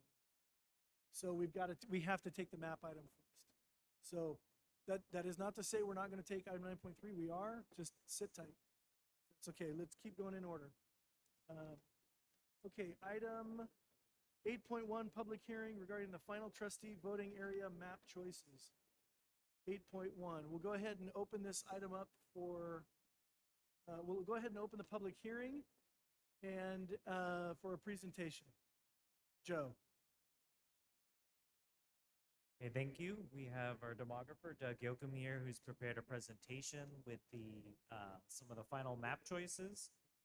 And subsequent to the public hearing, we have an action item at 9.1 where the board can elect to choose a map. So that'll hand it over to Mr. Yoakum. Okay, Mr. Yoakum, before you begin, can I make a request? Members of the public, we do need to keep some decorum here, and I appreciate the conversations, but if you could, we've got to deal with another unfunded mandate that it's getting jammed down our throat. Please.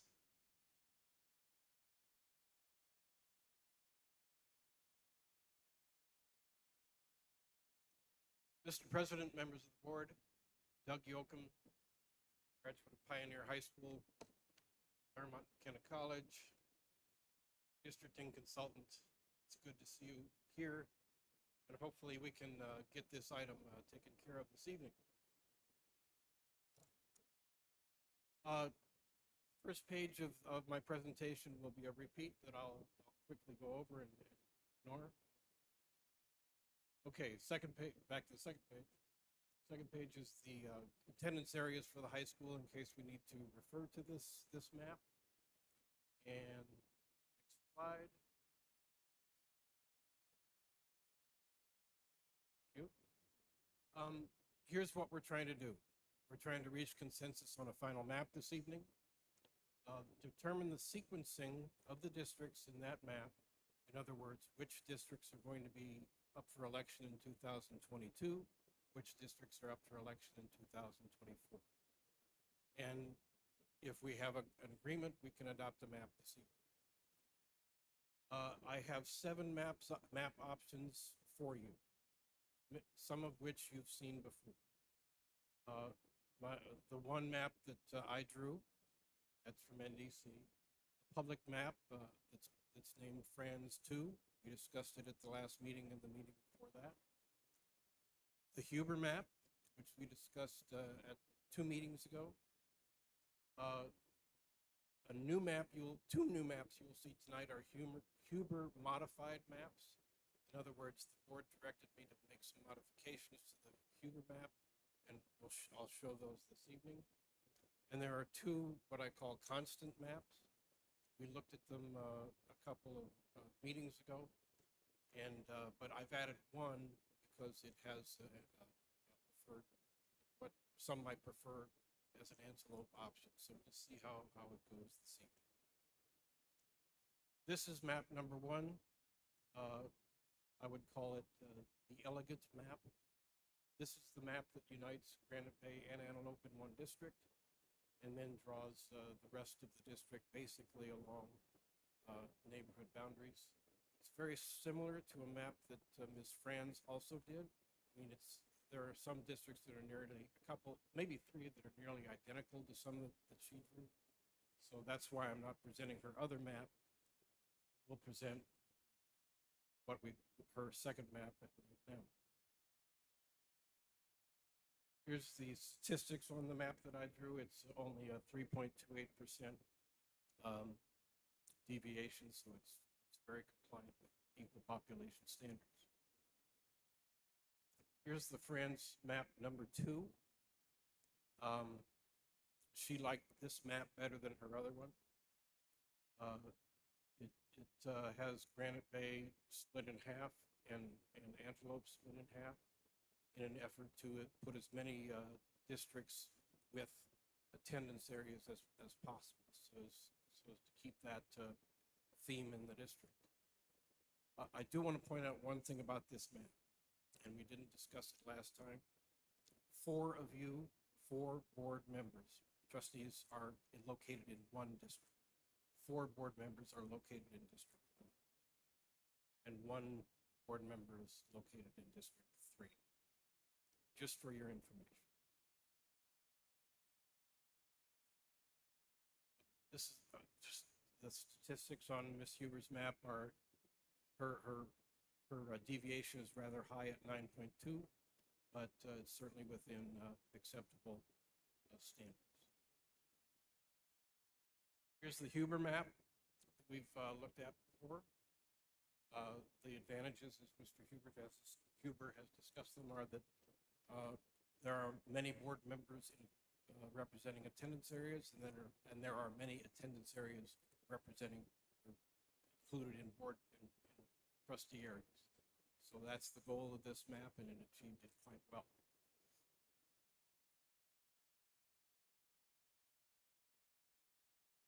And it's a 7.7% deviation, so it's certainly something that can be, that's within standards. Here's the Huber one of the modifications that you directed me to try to look at.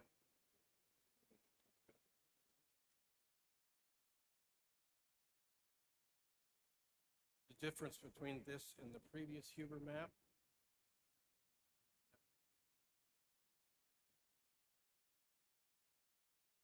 that it's District 5 in the middle is more compact, and District 2 spreads out on the southern border a little bit.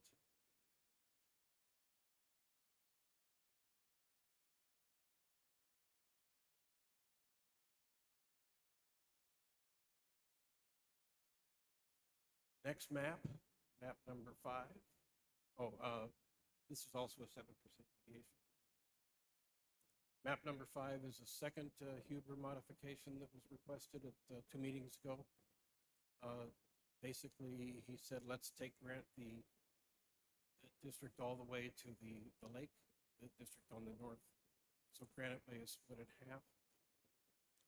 And then add some West Park area to District 3, I think it is.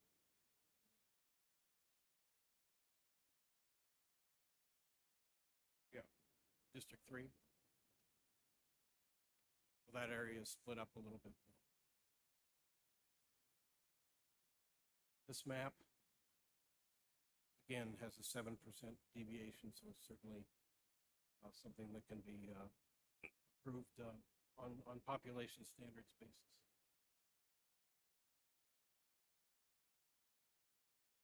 Map number 6, I call constant number 5. When you're not here, Mr. Constant, on that one meeting you were not here, I drew this to mirror basically your constant number 5. But it's a little different in that the deviations are a little closer, but it's essentially that same map.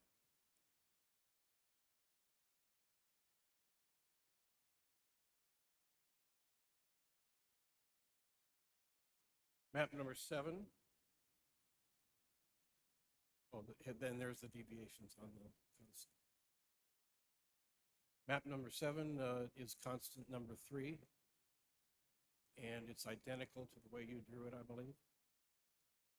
And I would call this also an elegant map, that it represents, it keeps Antelope and the Granite Bay communities together. And then the rest of the communities are drawn in a very compact fashion. And it's easily understood as to what district each constituent would be in. It's an easy to understand map. And so the West Park area is pretty much together. Then you have two central districts, the Antelope one and the Granite Bay one. So those are your 7 options.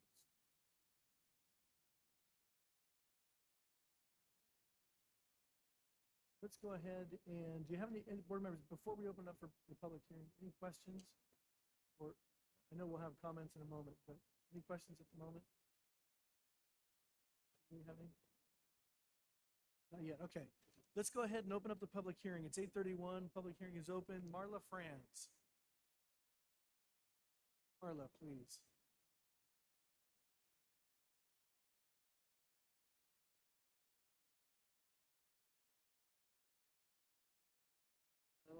I've said everything over and over again, so I don't have a whole lot of new things.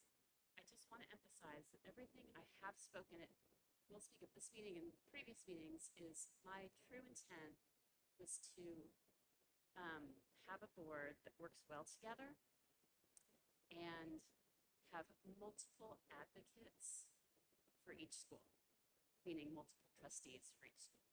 And that is where my heart was when I drew the maps. And that's where my heart is when I look at the different maps that are being presented. So while I say I like my map, it's because I split Granite Bay in half and I split Antelope in half. And I want multiple advocates for every school. I wish you had the population counts per district, per trustee area, and all of this information. Because I think that's important, because there's a couple of maps you have up there which, like for instance, the Huber 201, where Antelope isn't quite cut in half, and there's a little token amount of Granite Bay in another trustee area. And I think if you looked at the voting population, it wouldn't be very significant. So you could have a trustee say, well, the bulk of my constituents are in this other district. And so that's why I was trying to split things in half, because I wanted investment for all the trustees. And that's where my heart is, and that's what I hope you guys choose to do. So thank you.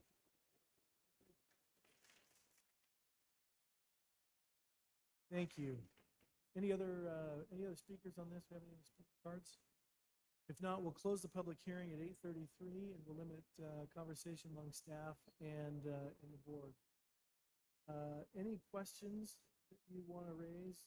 If not, we can have some comments. Why don't we start with Board Member Costa? Go ahead.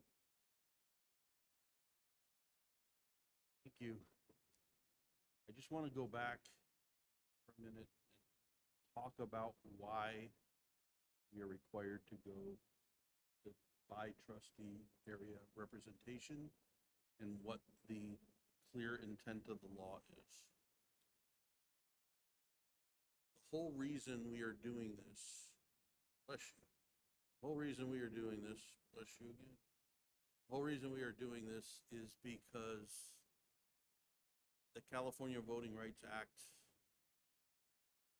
and a number of court cases that came afterwards, trustee areas representation are designed so that communities can select people to represent them.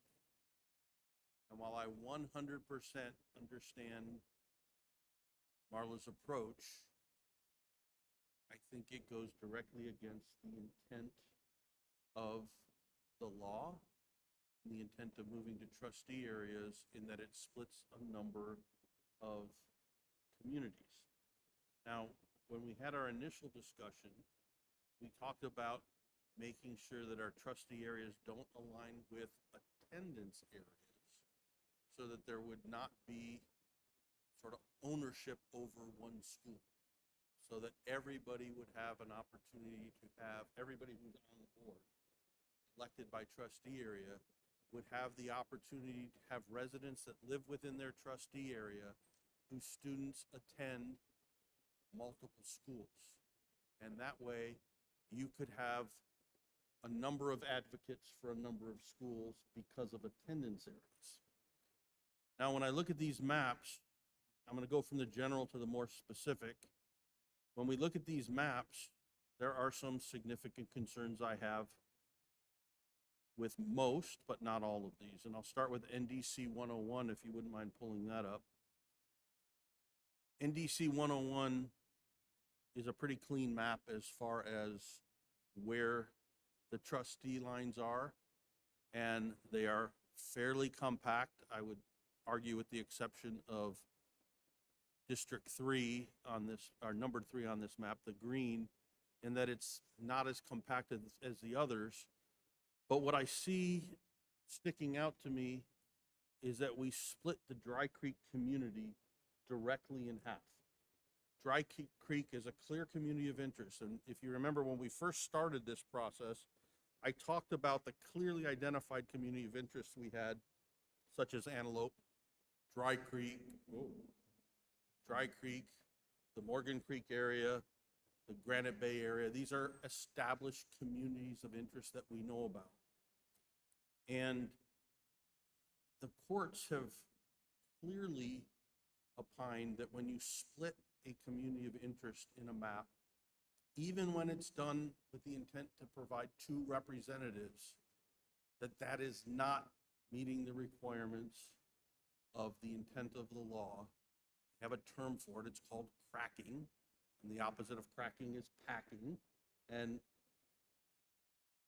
it's antithetical to the intent of the law to split a community of interest, especially a clearly defined community of interest. So that's the only issue I have with this map, but it's a significant issue because if you know people who live in the Dry Creek area, if you know the Dry Creek community, you know that they are a very cohesive community.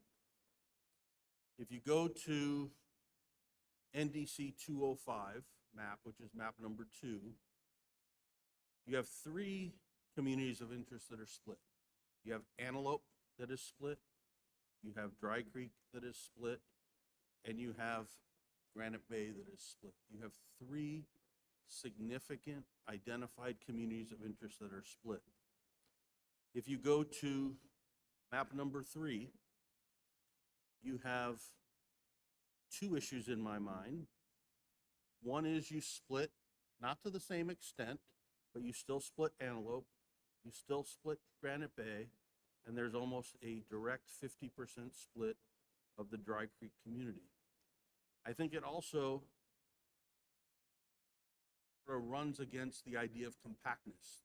These are not compact, they're long, drawn out, stretched out districts, particularly 1, 2, and 5. Go to NDC map 202, which is map number 4. You sort of restore the Granite Bay community, but you still have the 50-50 split of the Dry Creek community and about a 2/3, 1/3 or thereabouts, or maybe a 70-30 split of Antelope.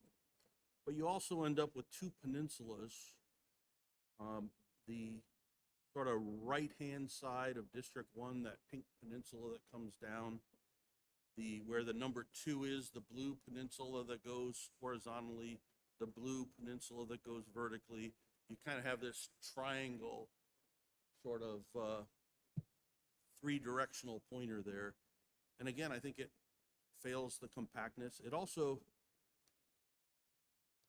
I don't think it's as critical here as maybe it is in the city districts, but you do create a couple island communities, like the community that's sandwiched between 80 and the rail yard, 2 pretty significant barriers. And the way the map is drawn, there's the traversing roadways are at the edge of the district in order to get through. If you move on to map 203, which is map number 5, you have the same 50% Granite Bay split, the same 50% Dry Creek split, and a similar Antelope split. And then you end up with a couple of other funky looking peninsulas. You have the purple one that shoots straight up at the bottom of our district boundary at Freeway 80. You have the peninsula that comes down in between the green and the orange from District 1. And that's the one that is a little more notable for me because it pinches down to an area that has no residential communities, and it creates a division between residential communities that are divided by a significant amount of land and commercial.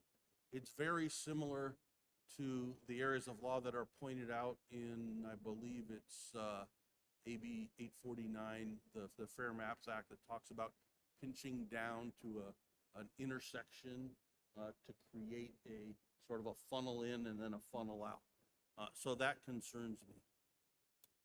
When you go to map number 6, one of the maps I submitted, I have some concerns about the Granite Bay split. Although when you look at population base, it's about a 70-30, but I still don't think it's the best map. In fact, it was the map I liked least when I submitted it, and it's the one that made it through. I would have preferred if my map number 4 had gone through, which has really clear logical boundaries. There is a peninsula in this, but the peninsula is completely the rail yard, which has no population in it. So it's not a peninsula of population that you see in the others. And then we have map number 7.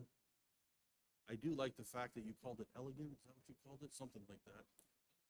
Yes, something for a map nerd to call a map elegant. I take that as a compliment, and I say map nerd in with the utmost respect.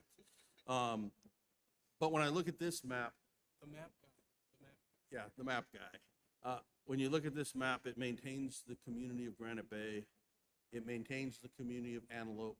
It maintains the community of Dry Creek. And it actually puts Dry Creek and Antelope together in one district. And Dry Creek and Antelope have a lot of similarities. Morgan Creek is contained within the Dry Creek area, which is very similar. It has very logical boundaries. It's very easy to identify. And I think as we look at these maps, there's a few things that you should be looking at, because not only have maps and the laws surrounding them evolved over the years everywhere except for school boards, so I understand we're not bound by those same laws, but it's been back since the early 2000s that there's been a progression of laws that have guided public officials in how to create maps. There's been a series of court cases in between. I honestly believe that by the next census, there'll be similar legislation for school boards, because I've been watching others, and there's a lot of communities being split. But keeping communities of interest together, having contiguous districts, having compact districts, having easily identifiable and relatable boundaries, those are all principal tenets of map drawing. And I know people, I've been told they've been getting tired of me preaching on this issue, but it's not a new issue for me. In fact, I was sharing this with our colleague who's not here today. Back in 2008, when we passed the legislation on a statewide initiative to go to maps, I was in the argument for, because I've been believing in these fair map drawings for a long time. I've been on the record for being a map evangelist for quite a while in relation to districts. And while I do not think district representation is the best thing for this district, I wish we did not have to go there. But we do. We're obligated because of receiving a letter and the actions the board has taken and things like that. We have to go there. I believe if we're going to do it, we should do it right with the community in mind. I know there's a lot of voices out there that don't think that they're being heard. And I know there's communities that would love to have a representative represent them at the school district. And I think we may not have a legal obligation, but I think we have a precedential obligation to have maps that follow these guidelines. And I think we have an ethical obligation to do that as well. So my urging is, while I like the last map the best, I just ask that we pick any map that does not split the communities of Dry Creek, the communities of Antelope, and the communities of Granite Bay. Those are clear, identifiable, long-standing, historic communities of interest within our district, and we have to ensure that they have the opportunity to be able to elect a representative from their community to sit up here and make decisions on behalf of our families. And with that, thanks for the time you afforded me on that.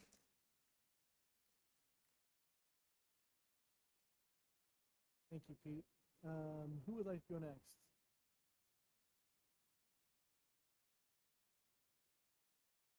I wish I knew you in 2008. So I think I get what you're saying about the intent, and I understand that. And I also want to kind of think about what's best for our community, and sometimes those things don't match. And so what I got another opinion about preserving communities of interest, and not that it's been presented in here, but what was told to me is, we can have the variances up to 10% to preserve communities of interest, and not solely for the purpose of preserving communities of interest. So that, in my mind, gave me an opportunity to look at things greater than just community of interest, but still meeting all the criteria that's required.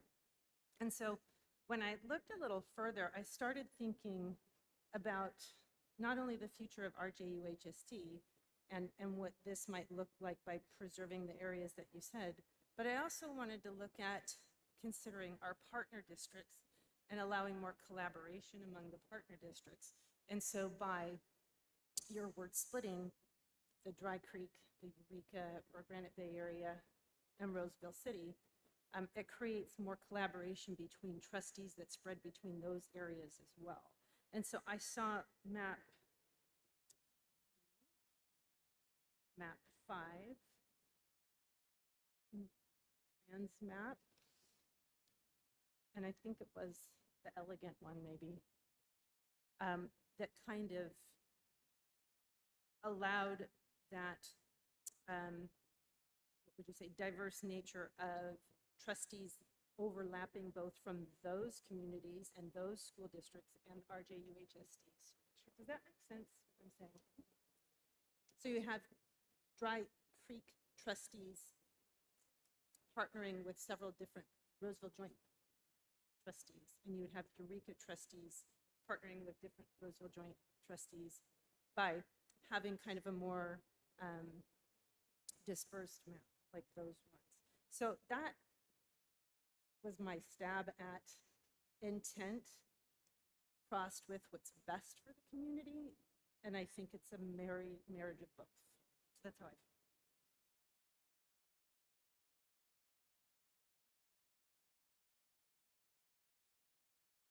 So this has been really hard for me. This has been a really, really difficult one. What I really wish is that we would have gotten more input and more feedback. Nothing against the input that we did get. Thank you, Marla. I love your maps. But we had just so few people. And that's been hard for me. I reached out to Mr. Becker to, has anyone sent you emails that maybe we haven't gotten? Has anyone from, Antelope or Dry Creek or these other places, submitted feedback? So what I'm trying to balance is the community feedback that we have received, which I really wholeheartedly agree with. I agree with this idea that each school having 2 representatives. I like that. As a parent, I like that. As a board member, I like that. But then I really resonate with what Pete is saying also. And I'm stuck. I really feel that I am stuck on this one because I get both sides, and it's so hard not having more feedback from the community. So I don't know what to do.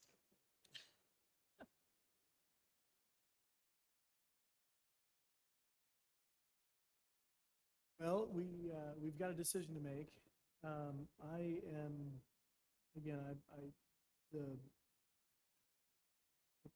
I'll just tell you the intent of the map that I drew, and I mentioned this last time. My intent was to have every board member touch at least 2 schools, to have every school have at least 2 board members that they talk to. And then the other one is on the the west side, to split the west side so that the growth over the next 10 years, which will be, hopefully, it will continue. Hopefully, the economy will be in a position where it will keep going. All of the growth is going to be on that west side where it's partly pink and partly green. And so my goal there was to split that so that all of the growth would be divided among 2 areas. I'm not married to this map. I like it, but only it's because, I drew it, but not married to it. And I'm, so the 2 issues we have to decide tonight are, 1, which map? Number 2, what's the order of election that needs to happen? So, and any other additional comments? Well, starting with your last question first, I think we have to decide on a map before we can figure out the order. I want to address a few comments. One is, we did not have to sacrifice total deviation for compactness or communities of interest. We had a map number 3 that was discarded that kept all the communities of interest that were mentioned together and had a deviation of only 5.7%, but it didn't make it to this point. It had logical boundaries. It followed pretty much all arterial roadways or significant boundaries between communities, and it achieved a very tight population balance, but for some reason it didn't move forward. There was another map that had a higher deviation, map number 4, which I mentioned earlier, is very compact, very contiguous, the old map number 4, not the new map number 4. And so we didn't have to sacrifice deviation to achieve this. It's just the way we ended up. And then finally, I'll say, I 100% understand the perception behind splitting a community to give it to representatives. But I think the courts have been clear that that's not in the best interest of those communities. That's the exact opposite of keeping communities together. Because when you split communities, you dilute their ability to elect a representative because you take away half of the voting base on each side of the community. And I can't stress that enough. I got a lot of calls and text messages from people after the last meeting when we discussed this saying, finally a voice for Antelope. We know Antelope has felt a little left out for a long time. This is an opportunity for us to keep them whole. And I think that as much as I appreciate the comments on one of the maps about where the trustees live, I don't even think we should be considering that. It really should be about the community, not about the electeds. And I just can't see how in good conscience we could even entertain splitting a community of interest when we know that that is the intent of the law, when we know the courts have said not to split communities of interest in order to give them to representatives. They've told us that. It's clear. So you guys all know where I am, just flat out. I will not vote for any map that splits Dry Creek or Antelope. Now, Granite Bay, there's some impingement in them on some of the maps where it's a section of it. But when you look at the population density and the similarity of the communities out in that area, they have enough population enough population mass in those areas to select and elect a representative. If you look at, like the map, the Huber map 201 and NDC 201, if it didn't split Dry Creek and Antelope, I think the split in Granite Bay doesn't dilute their ability to vote as much, given, number one, the voter participation levels out there, and the more uniformity of demographics from a socioeconomic standpoint. And I just think that it's important to keep that socioeconomic community base thinking about that. We should not take our lowest socioeconomic area of our district and split them in two. It's wrong. I believe it's unlawful. I think if we were challenged, we would lose that. I think the odds of us getting challenged are pretty slim, but I think if we were, we would lose that. And I just don't think it's the right thing to do. So bottom line, I'll vote for a map that keeps communities together. I won't support a map that divides communities.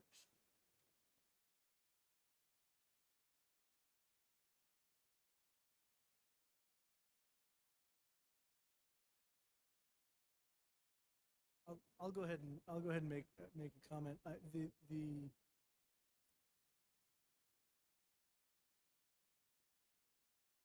majority of those cases that deal with communities of interest are not applicable to the school district. Now, I get the logic, I do, but they haven't been expanded to school districts. And Pete, I know you and I feel differently. And that's not to take away anything from how you feel about it. I get it, and I do. I think it's more important for districts or for schools to have more than one representative. And when you keep Antelope together, along with all of the other areas where Antelope is split, there are some natural large roads between those voting districts. But we are where we are, and we've got the maps we've got, so we need to pick one. And so, does anybody have any strong feelings? Julie. Can you help, you did some more homework and then you came up with, I think map 3 was an original one. Maps 4 and 5 came out of some of the discussions. Can you tell me about map 5 and where the discussions led to map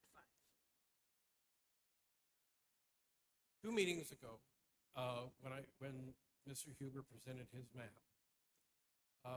the three of you who were here at the time directed me to make a couple of changes to it and see how that worked. On map number 5, the most significant change was to take part of the West Park community and add it to District 3, which is that green one there. Because in Mr. Huber's original map,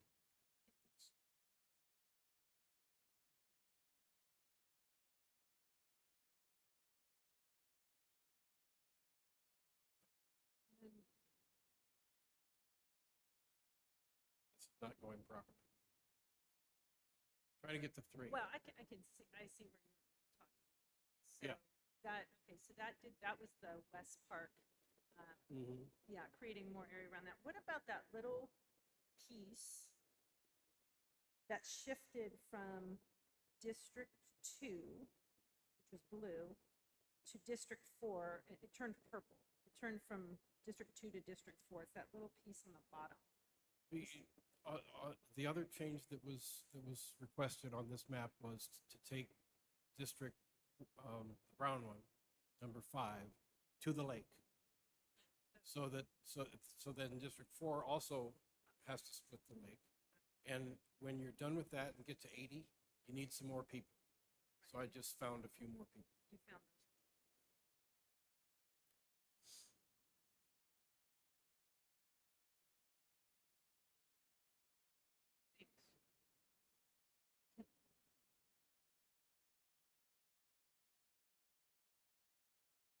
I think if you take these attendance area maps and you look at them in relation to the maps that have the appearance of not giving Antelope two representatives and things of that nature, I think if you look, most every map here, I think every single map here gives multiple attendance areas for each trustee.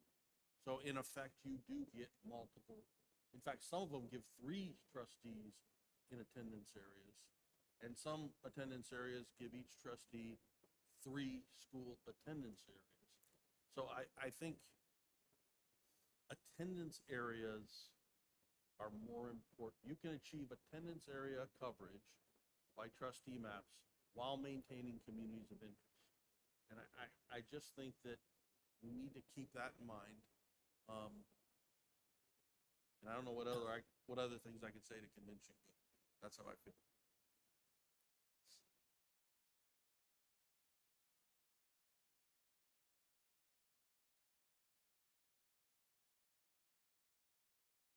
Map number 6, which you have as constant number 5.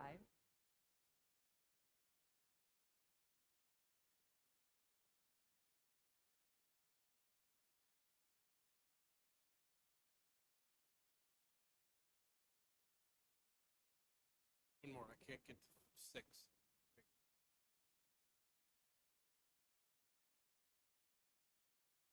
On map number 6, does Granite Bay have 2 trustees? Yes. Yeah.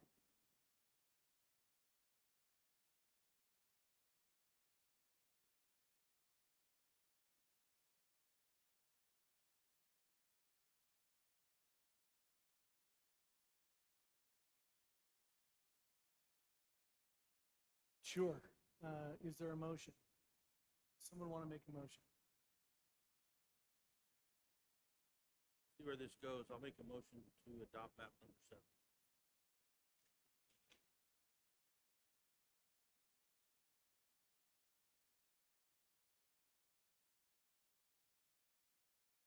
Can you leave this one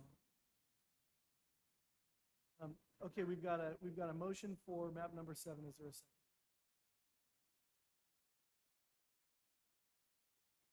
Okay.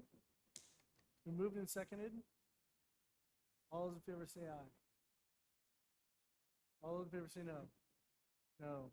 Okay, we've got 2 to 2, so the motion fails. Is there an alternative motion? A motion we adopt map number 6.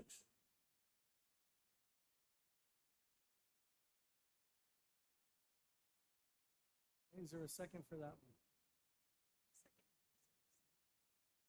6 better. Okay. The second is there, all those in favor, please say aye. It's 2, no. No. 2 to 2, motion fails. Is there an alternative motion?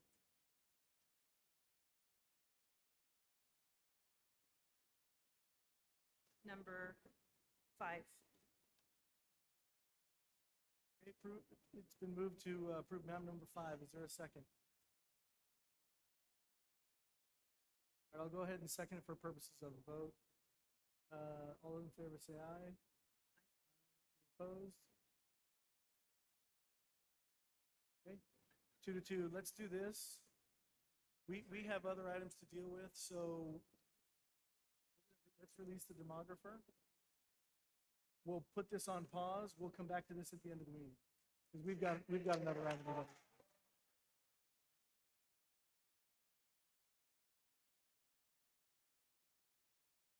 Doug, we will let you know how it turns out. Okay. Actually, before we do that, let me ask a question, Doug. Before we do that, are we required to approve this today from a time perspective, or do we have the next meeting available? I'll defer to your staff on that, but the one thing that you do have to do, in addition to approving a map, is to figure out which 3 districts are in 24. Yep, we understand that. And then 2 districts. We got that. Okay, thank you, sir. Appreciate it. All right, let's move on. We're going to pass on item 9.1 for the moment. We're going to come back to that. 9.2, resolution number 2205 for Fund 17 establishment. Please. Who's that one? Is that Joe? Joe, 9.2.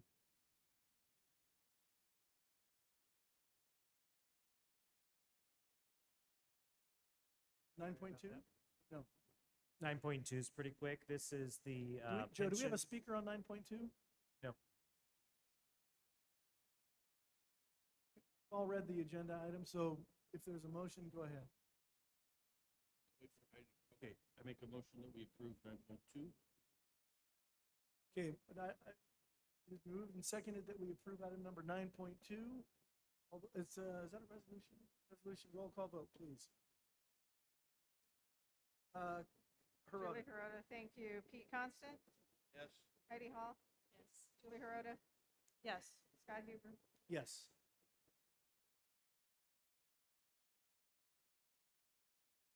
Okay, item passes 4-0 with one member absent. Item number 9.3, resolution in response to COVID-19 protocols.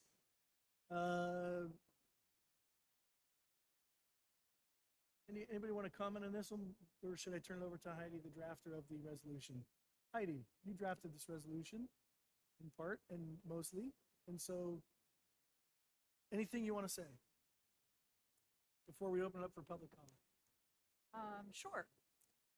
First of all, thank you to Cabinet for being open to this conversation and to this resolution. I feel like it is long overdue. I feel like it's really important. We have tried tirelessly to get communication or even a response from the state on this matter, and it's fallen on deaf ears. We've sent letters as a county, as a board, with multiple other trustees. We have really, really tried, and I do give our board a lot of credit for the fact that we have made a lot of progress. And if you look at other schools in California, we really are doing well, but I just feel like we have to do better.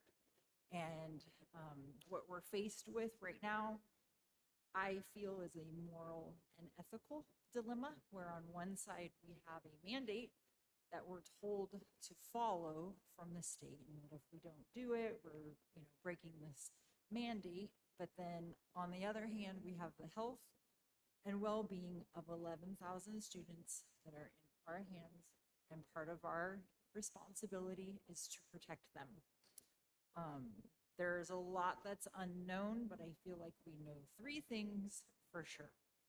Number one, we know that a lot of students prefer to mask and they feel safer doing so, and that's really important. It's really important to respect their choice. I also feel like, number two, we have a student body suffering with anxiety, depression, behavior disruptions, and an overall upheaval to their entire educational experience. We have, just like we have students who feel more comfortable in a mask, we have students who feel more comfortable without a mask. Just like the adults in this room. Some of us do, some of us don't, and that's perfectly fine, and we all have empathy and compassion for one another in that choice. And then number three is that there is not a single peer-reviewed study that says masking in a school is beneficial.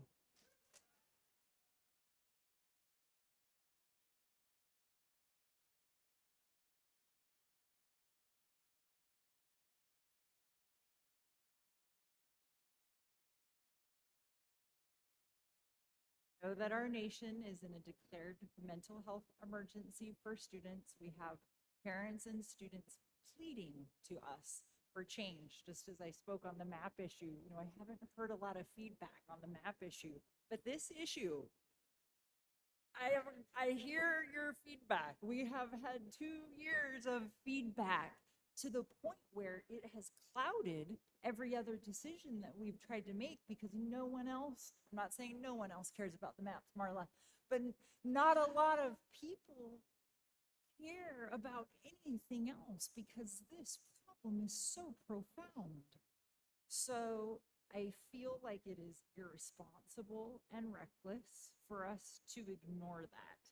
We are your leaders. You come to us for help. Our state has proven time and time again that we cannot count on them to do what is safe. We can't count on them.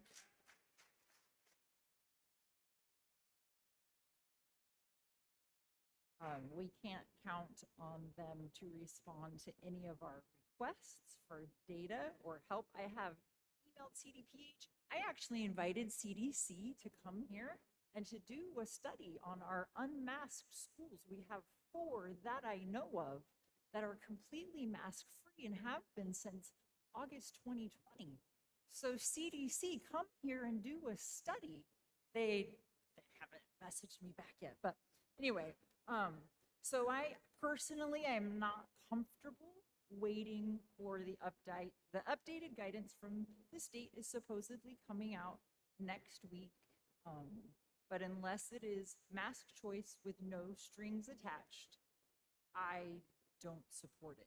I feel like what's coming next is going to be unmasking in exchange for a vaccine, or unmasking in exchange for a weekly test. And that to me is not choice, that is coercion. I want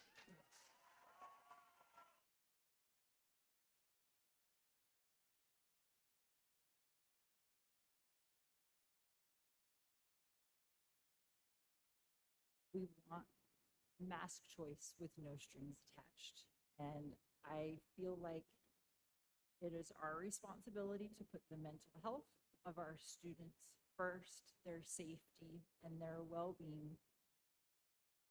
We either think that the mask mandates are harmful or we don't. It's a yes or a no, and we all know that they are. That part's not in question. The science is in question, but the effects that the masks are having, that is not a question. The students are saying as much, the parents are saying as much. I have 3 children of my own. So that falls on us. We must take action now. I'm asking my board members to take action now, that when the state mask mandate ends on 2/15, after the massive mega event Super Bowl on Sunday, that we have that same option for our children. And then I do just want to end with a really quick quote from Randy Weingarten, who is the president of the American Federation of Teachers, who 2 days ago said, "Masks impede conversations, they impede learning, they impede smiling."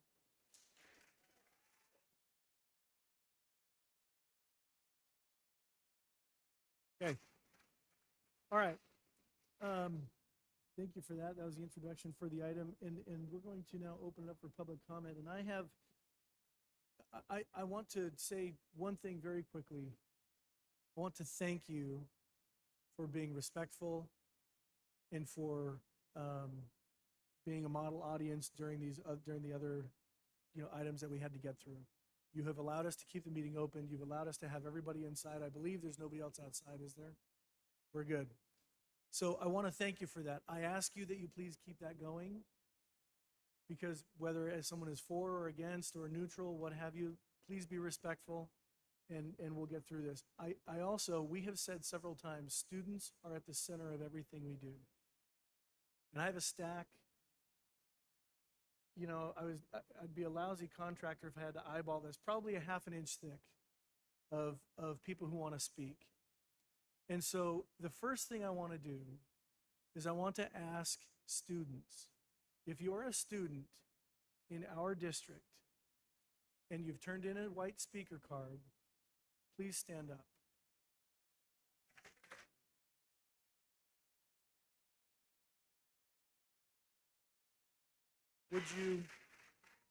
Would you please, every student in our district, would you please come forward? Because I want to invite you to speak first. Because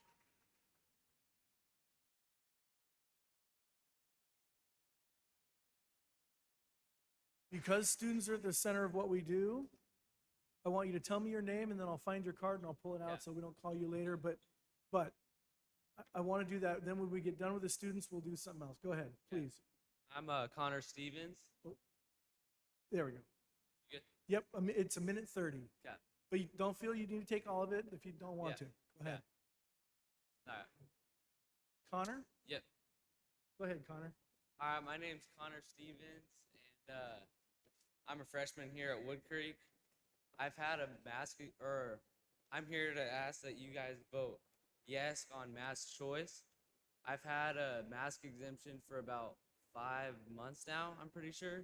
And to this day, I'm still getting discriminated against, harassed, bullied. This isn't just by staff, this is students and shoot, even the lunch lady. Last week, I'm pretty sure, I went into the cafeteria to get a lunch, and I have my mask exemption, so I didn't wear a mask in there. And she said she won't serve me lunch until I put on a mask. And we were sitting there talking, and I'm trying not to raise my voice, but I'm getting irritated. So I walked out. And then I go sit on the bench. I didn't eat lunch that day. I was too irritated. I sat there and thought, wow, this is the world we're at right now. This is ridiculous. The only way this is going to end is if you guys vote yes on mask choice. So that's it. Thank you. Thanks, Connor. Okay.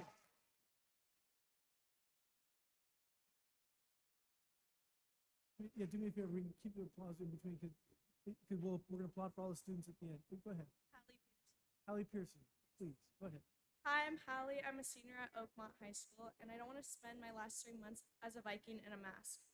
Everyone is all about preaching my body, my choice. Then why can't it be my choice to not wear a mask instead of others choosing for me? It's not mandatory to wear one anywhere else, so why should we have to at school? Thank you. Thank you, Hallie. I will say it's a great day to be a Viking. Next, tell me your name. Megan Mendenhall, please, Megan. Hi, my name is Megan, and I'm a junior at Oakmont. I'm here to advocate for mask choice. Masks have been worn for long enough, and it has clearly not been effective. I believe that each student has a right to make a decision for themselves. We recognize it is not a law, so it should not be forced upon us. I never have worn a mask outside of school, and there has been no issue. Why do we have to wear one to get an education? Thank you. Thank you, Megan. Tell me your name. Ashley, say it again? Pavlov. Ashley, please. My name's Ashley. I'm a junior at Oakmont. I am mask choice. Thank you. Thank you. Logan Davis. Logan Davis. Yes, sir. Talk to us. All right, I'm a junior at Wood Creek High School. Just recently, I've been threatened to get detention for not wearing my mask properly in my second period class. I'm not going to throw my teacher underneath the bus, but masks have been proven not to work unless you have a KN95 or whatever it is. He's offered it to me, but I'm not going to wear that. And I am pro mask choice. Thank you. Thank you, Logan. Hi, I'm Tegan Marshall. Say it again. Tegan Marshall. Cindy Marshall? Tegan. Tegan. Yeah. Tegan Marshall. Yeah. Go ahead. I'm a freshman at Granite Bay High School. Yesterday, the teacher that was filling in for my bio teacher refused to let me enter the classroom because I wasn't wearing a mask. He said that I could sit outside or go to the office. I felt embarrassed and humiliated. I called my mom on my way to the office. When I arrived at the office, a lady came from around the corner and aggressively said, "You need to put a mask on. You're putting us in danger," over and over again. And then she forcefully shoved a mask in my hand and told me to go outside. My mom, the VP, and I had a short conversation, and he apologized and said that he had talked to that teacher again about not kicking kids out of the class for not wearing a mask and for not following procedure. Then he said that if this happened again, that I could do my homework in his office. I don't understand why I'm being punished. All I wanted to do was breathe during class. Today I found out that that teacher badmouthed me behind my back to my classmates when I left. I've worked hard to overcome my disabilities to be a good student. Having a teacher single me out, segregate me from the class, and then badmouth me in that way is hurtful, unprofessional, and a form of bullying. I am a kind, respectful, and thoughtful person and do not deserve to be treated like this. I am begging you, let us have mask choice. Having the right to breathe is just as important as someone else's fear. Thank you.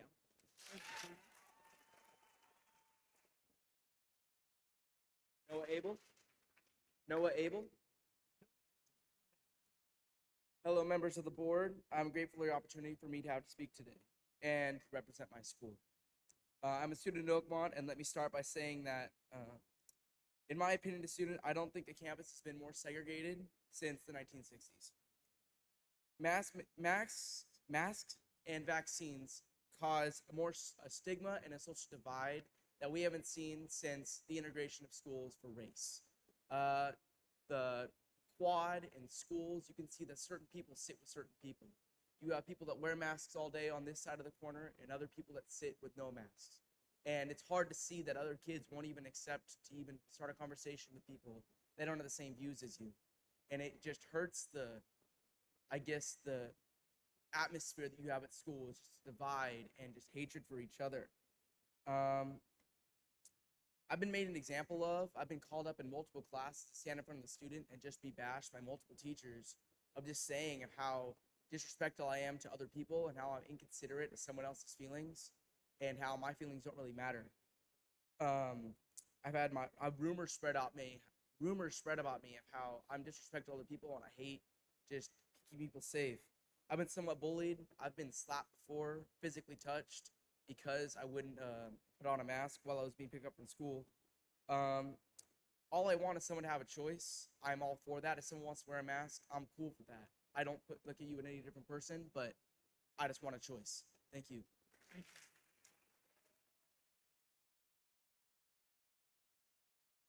Tell me your name. William Ponsetti. William Ponsetti, you are top of my list. Go ahead. Hi, I'm William Ponsetti. I'm a freshman at Oakmont. And I'm just going to say that I find it wrong that next Tuesday we're going to lift the mask mandate in California, but public schools are the only place that aren't. And I have a story to tell. Just today, I was in the lunch line, and we entered the cafeteria, and this school worker just comes up to me and says that I have to wear a mask.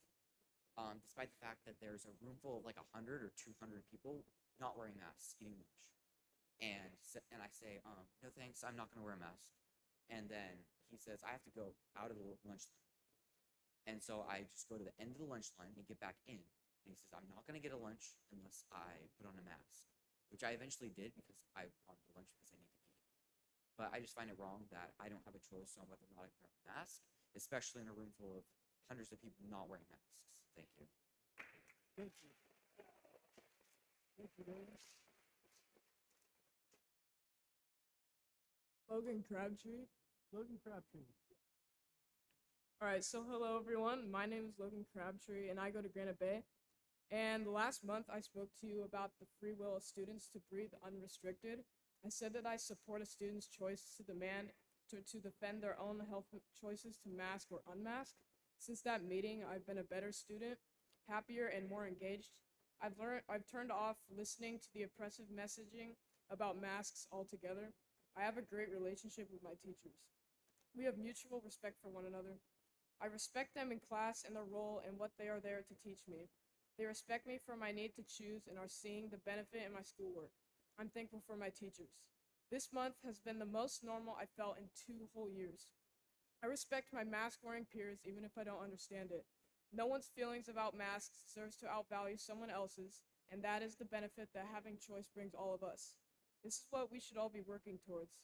We've gone off of the rails with masks as the vehicle and forgot what makes a community.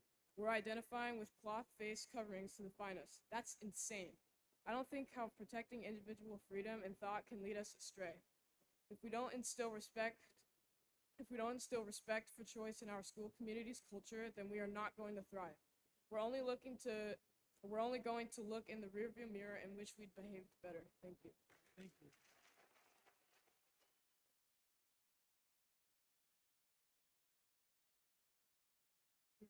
Dylan Phillips. Dylan Phillips, please. Hello, board. My name is Dylan, and I'm a student at Granite Bay. I'm here today to talk about mask choice because it is important to hear the situation from a student's perspective. We are sick and tired of having to wear masks in our classrooms, hearing the constant reminders that we need to wear our masks to protect ourselves and others, and of the harassment from our teachers when trying to take our masks off. We need mask choice in our classroom. First, masks interfere with our learning. It is difficult to wear a mask in the classroom as they take my attention away from my teacher and make it difficult to hear our teachers, which causes us to misunderstand the lesson. Second, they are affecting our mental health majorly. They cause unwanted and unneeded stress and anxiety for us every day. It interferes with our social interactions with others, and all I want to do is see my friends and teachers smile and laugh, but I can't because of masks. I mean, isn't that what high school is all about? Interacting with others, making new friends, and ultimately making memories that are supposed to last a lifetime? You guys as board members have the choice of whether or not high school is going to be the time of our lives. I feel bad for the seniors who had to graduate in masks, who had to walk up and get their certificate in a mask and couldn't even smile for the cameras because they were in a mask. Is that how you want this year's seniors to remember their graduation? Or do you want them to live a normal graduation and remember it as a normal graduation? For crying out loud, there was just a championship game where there were 74,000 attendees. Newsom, the mayor of San Francisco, and the mayor of LA were all caught unmasked at the game and not following their own guidelines. They weren't So tell me, why are you listening to these elected officials requiring masks in our schools? Now here's some stats for you. Quickly, you just got a couple seconds left. Yeah, I have like a couple of sentences. Here's some stats for you. Florida, Texas, North Carolina, and many others have completely banned indoor mask mandates. Both Connecticut and Delaware are within days of banning their indoor mask mandates, and Newsom is removing California's indoor mask mandate on February 15th for every public place except for schools. This proves that there is no longer a need for mask mandate in our schools. So I'm asking, please let there be choice in our schools. It would be for the better. Thank you. Thank you.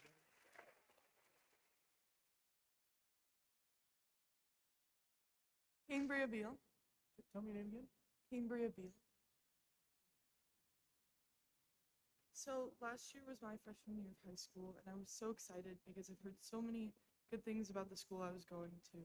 I know that they have many traditions and events that they do every year, but I wasn't able to experience a single one. I missed all the football games, all the pep rallies, and I even missed my first homecoming dance. On top of that, my first year at high school felt more like prison. We weren't allowed to sit next to each other without having dividers. We had to walk 6 feet apart in the halls, and most importantly, had to wear masks. There are a lot of things that I struggled with at school in wearing masks. One of the biggest was that I have asthma and I struggled to breathe a lot, even while I was just sitting down at my desk. It was really scary to be at school and be forced to wear something that made breathing even more difficult for me than it already is. It was also very confusing for me to understand because I had a medical exemption note from my doctor that the school would not accept. If an athlete has a medical exemption note for an injury and that is accepted, why can't my note be accepted? Another thing that I struggled with was my American Sign Language class. Most people think that sign language is just with your hands, but it's so much more than that. One of the biggest parts about ASL is facial expression. Just like how people use the tone of their voices to show their emotions while talking, in sign language, you use your facial expressions. So I'm sure you can imagine that it was pretty difficult to learn sign language when half of your teacher's face was covered. Masks are not only affecting my physical health, but also my education. I'm writing this not only to help myself and my school, but to help others have a better school experience in the future. We are only asking that you give us the choice to wear masks or not, and that all students can feel equal and heard in all aspects of our lives. Thank you, Cambria.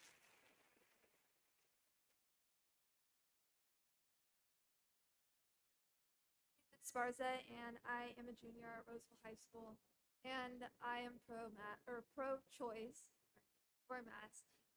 This has become more of control and power rather than our safety. And in my classroom this week, my teacher was actually here and she left, which is very disappointing because I was really hoping that she would have heard this. But she calls out me and another student multiple times in the class period.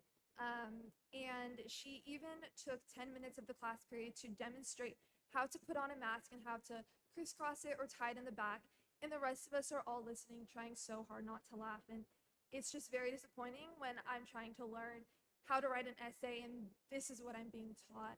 And it doesn't make sense that we're here and a lot of us weren't allowed in at first, but I can go into my cafeteria and there's over 200 students in there. But when we have board period, which is like 30 minutes in the morning, where you can just go do extra work if you need to, it's like, and we're allowed to be in there, but we need to have our masks on and we can't eat. But I go into the same room for lunch and I have to have my mask on. So it's very disappointing when they're very hypocritical. And I just hope that you guys make the right decision and let us be pro-choice. Thank you.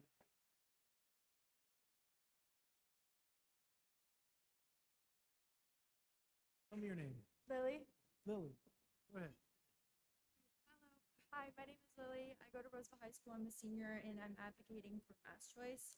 It's been 2 years after COVID-19 pandemic that shut down schools, and however, we are still not back to normal. As a senior in high school, my last few years have looked very different from what most students experience in school. We have changed almost everything around COVID, with having to deal with outdoor rallies, outdoor dances, and masks everywhere you go. Yet we can still attend basketball games with the 50 people maximum with almost no one wearing a mask. Where's the logic in that? Which may not seem like a big deal, but to some students, it's made a bigger divide in the student body than anything else. It's a choice. If you want to wear a mask, then that is your choice, but do not force that upon me. We are students suffering because of your choices. You have no regard to how this affects us. Having teachers and staff take time from my education to tell me to put on a mask or tell me how to wear it right, I'm tired of complying. It's a mandate, not a law. Who are we fooling? We all know every Friday, Saturday night, we're all partying with the same people, no mask or anything. Am I right? Yeah.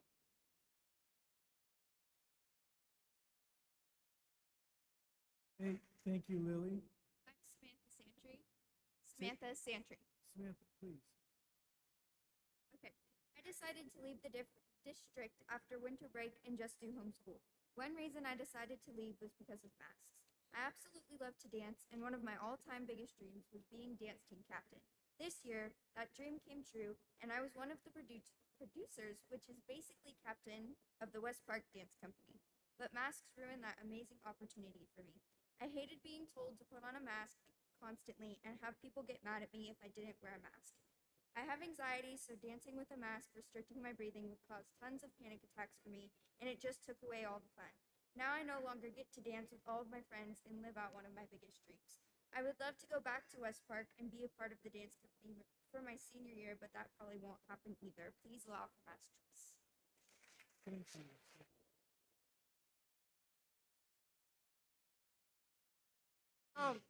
I didn't sign the speaker card. Can I still speak? Of course you can. Okay, thank you. Hi, my name is Karsten Vincent. I'm a student at Granite Bay High School. I stopped wearing a mask last semester. Almost all my teachers were okay with it, except for one. He sent me outside in the freezing cold, separating me from the class and taking away my right to a public education. He kept me out there for 2 days. I didn't get any work done or any instruction. The reason I cannot wear a mask any longer is because I have ADHD and the mask makes it so much worse. I also have asthma and it makes me feel very claustrophobic. Please understand masks are not good for your health and are definitely not a law, so please understand where I'm coming from and make the mask optional. Thank you. Thank you.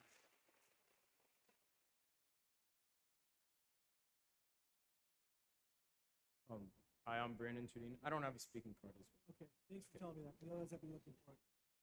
Okay, I am Brandon Tudine, a freshman from Granite Bay High. I disagree with wearing masks. I don't understand why students would wear it when teachers allow it to be worn below your chin.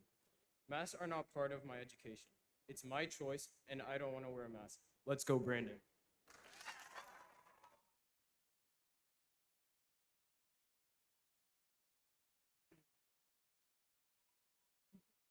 I didn't send a speaker card either. Thanks for letting me know. Go ahead. Hi, my name is Liam Villeneuve, and I'm a student at Granite Bay High School. And as of the past few weeks, I started a new class for leadership, and it's been difficult trying to be a leader in this class, as everyone's been wearing masks, and we're trying to learn names. I can't learn anyone's names when half their face is covered, so it's difficult to even get to know each other. And I don't like masks. Thank you. Thank you.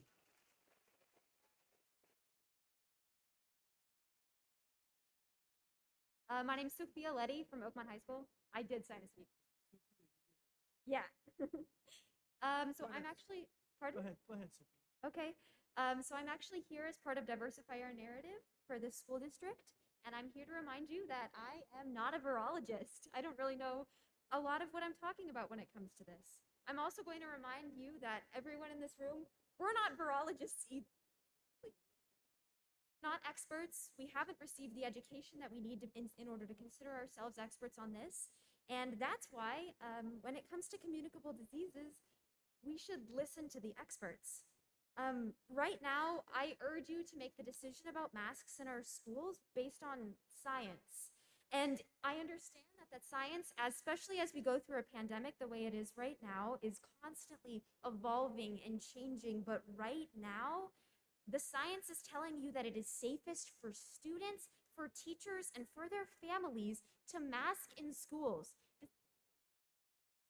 Since the beginning of the pandemic, I urge you to listen to the experts. And right now, the experts disagree with the parents and the students that are behind me.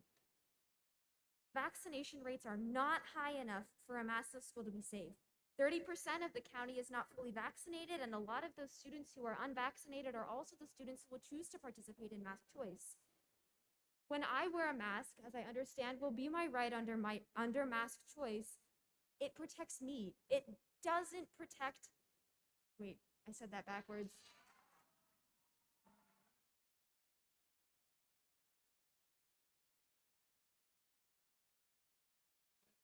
I was Give me a minute. quiet and I Let this- disagreed with what you were saying. Sophia, hang on a second. Sir?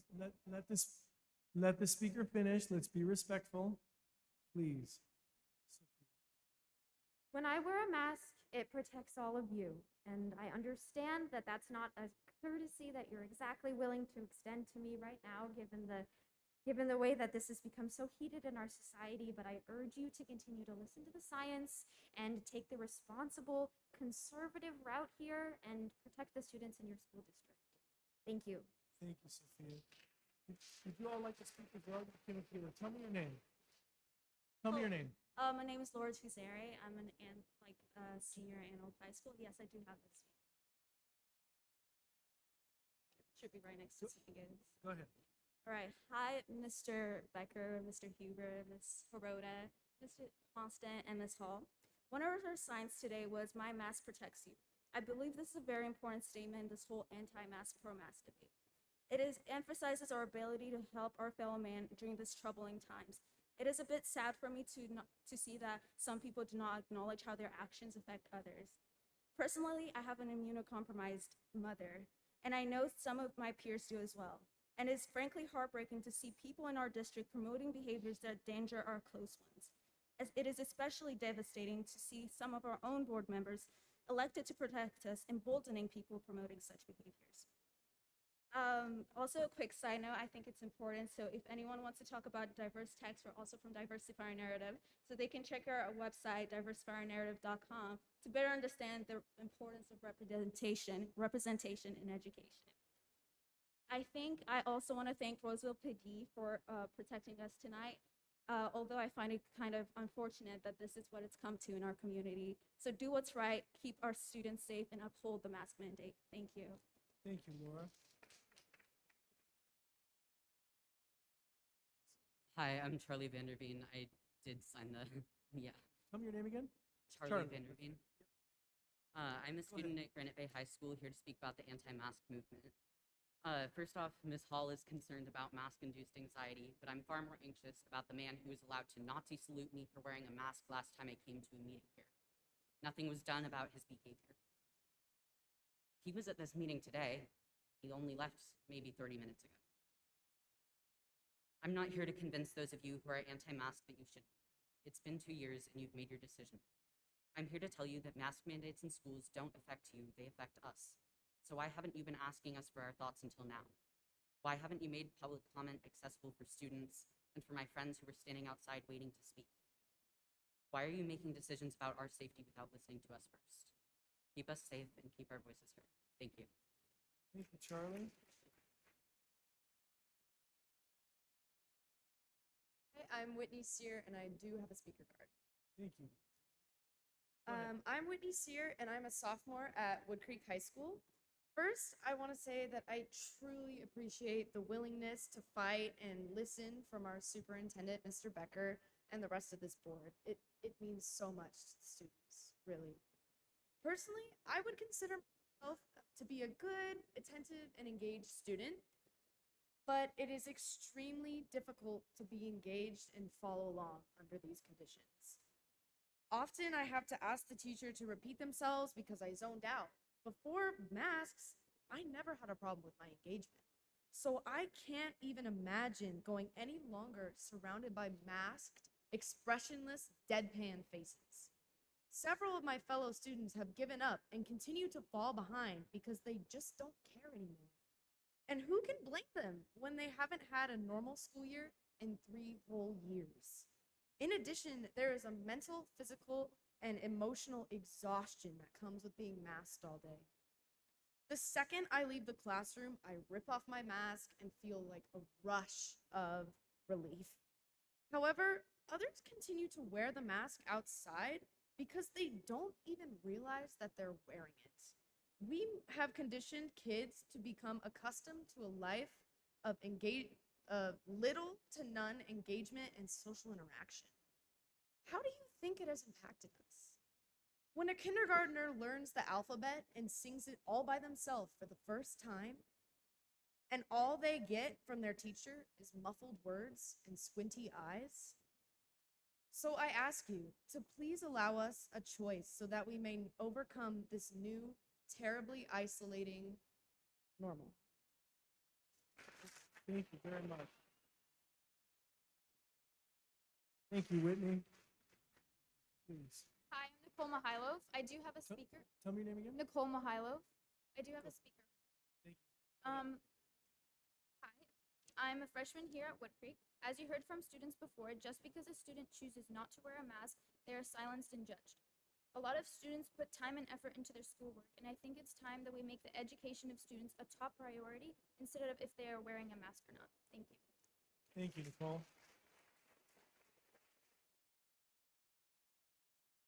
Hi, my name is Lucas Nickum. I do not have a speaker. Lucas, you did? Okay. Yeah. Go for it. Earlier you stated when the first Viking came up, you said it is a good day to be a Viking. Since the mask mandates and I've been forced to wear a mask and segregated in multiple of my classes, it has not been a great day to be a Viking. And I feel that with the mask mandates being lifted and freedom of choice, that it would reinstate that and actually give meaning to it. Thank you. Lucas, thank you.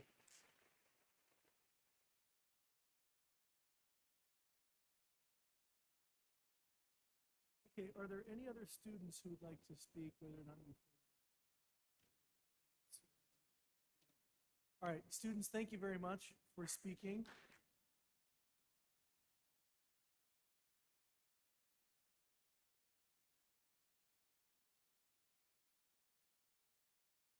I feel duty bound to the students to say you are welcome to stay, but if you need to go home to do homework, we understand and we applaud that, but thank you for coming. We'll go now to the cards as they were turned in order. We'll do the same thing as before. It's a minute and a half. I'll call the first speaker and then the next two, so you can, if you wouldn't mind, please, if you're second or third, please be on deck, in the aisleway right there. Robert Jameson is first, then Mark Anderson, and then Deanna Ponsetti. Oh, there's William. Okay, William Ponsetti. Robert. Yeah, thank you for allowing us to speak here. My name's Robert Jameson. I have 4 kids in this school districts here in this local area. And one of the things for me is that I really, truly do value their health. I don't want anything wrong with them, and I don't want anything wrong with any of these kids that spoke. As a physician here in the local community as well, I take care of a lot of patients, a lot of your family members, and people here as well. And so their health and safety is vital to me. It's really important. But one of the things that I did is I became a doctor, is I took a Hippocratic oath to do no harm. And part of that is following science. And anything that I do in my practice has to be evidence-based. And when we look at what's going on in the world right now, and especially in our community, in our school district, we're not following the evidence. It's like Heidi talked about earlier.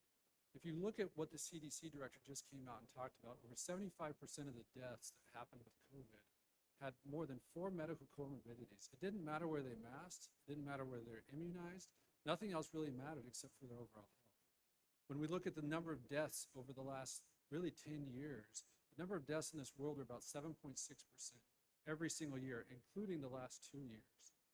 When we look at the number 1 cause of death over the last 10 years, it's heart disease. So if we really care about the health of these kids, if we really care about the health of our adults in our community, we need to get them healthy. Let's talk about things that can actually help them be prepared for the future, as far as diet, as far as exercise, as far as many other things. These masks have been proven not to do anything. It's time to let them have choice, and it's time to unmask our kids and let them breathe. Thank you. Thank you.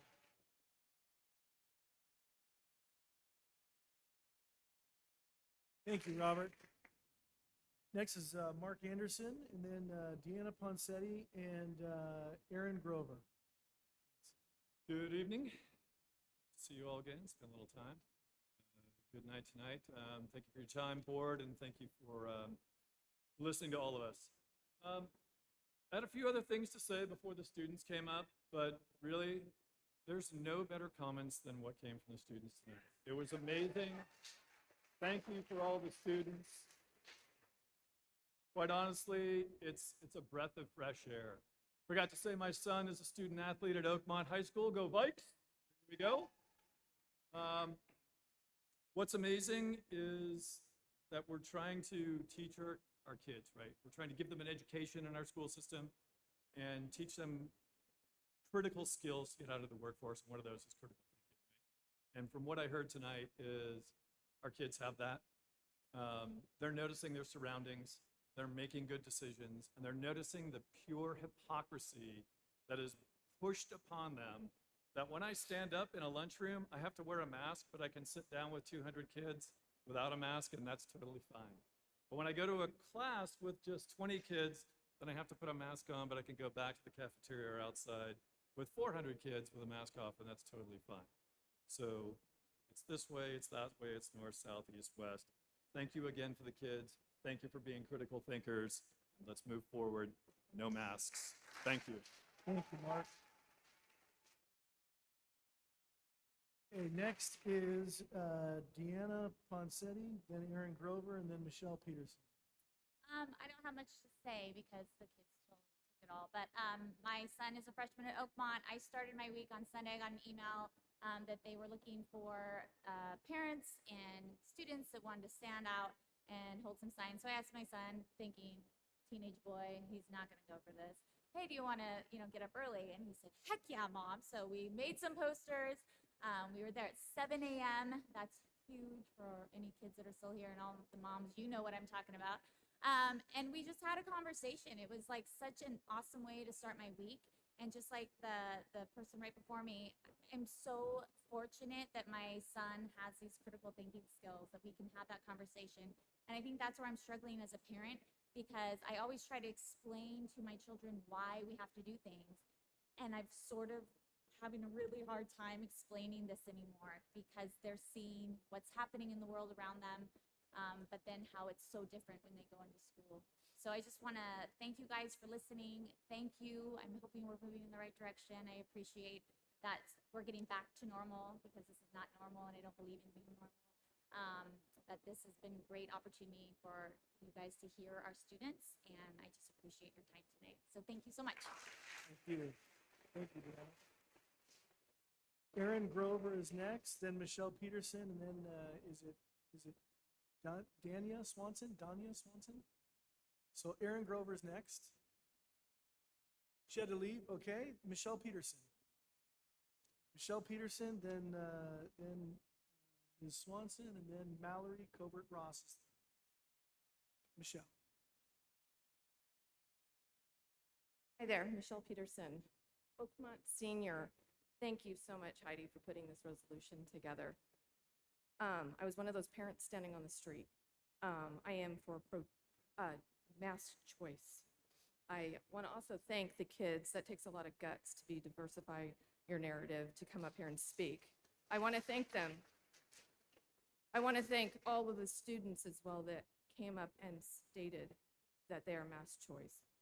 One of the comments I heard was about being compromised. Myself, when I went through chemotherapy, became very compromised. I knew how to take care of myself.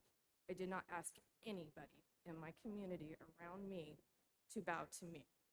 I protected myself. So with that, as this all came about, I decided what I needed to do best for me. Being compromised, a cold can take you down. Bronchitis about put me in the ER. A hangnail and an infection can definitely take you down. Asking other people to bear the brunt of your responsibility to yourself, especially children, is so wrong in so many ways. I'm just asking that you give our kids the choice, especially when the people that are supposed to be governing us, our governor, our mayors, are flaunting it and slapping them in the face. That you can go into Target on Tuesday, but you may not sit in the classroom to be educated for our future. This is our future. Thank you. Thank you, Michelle.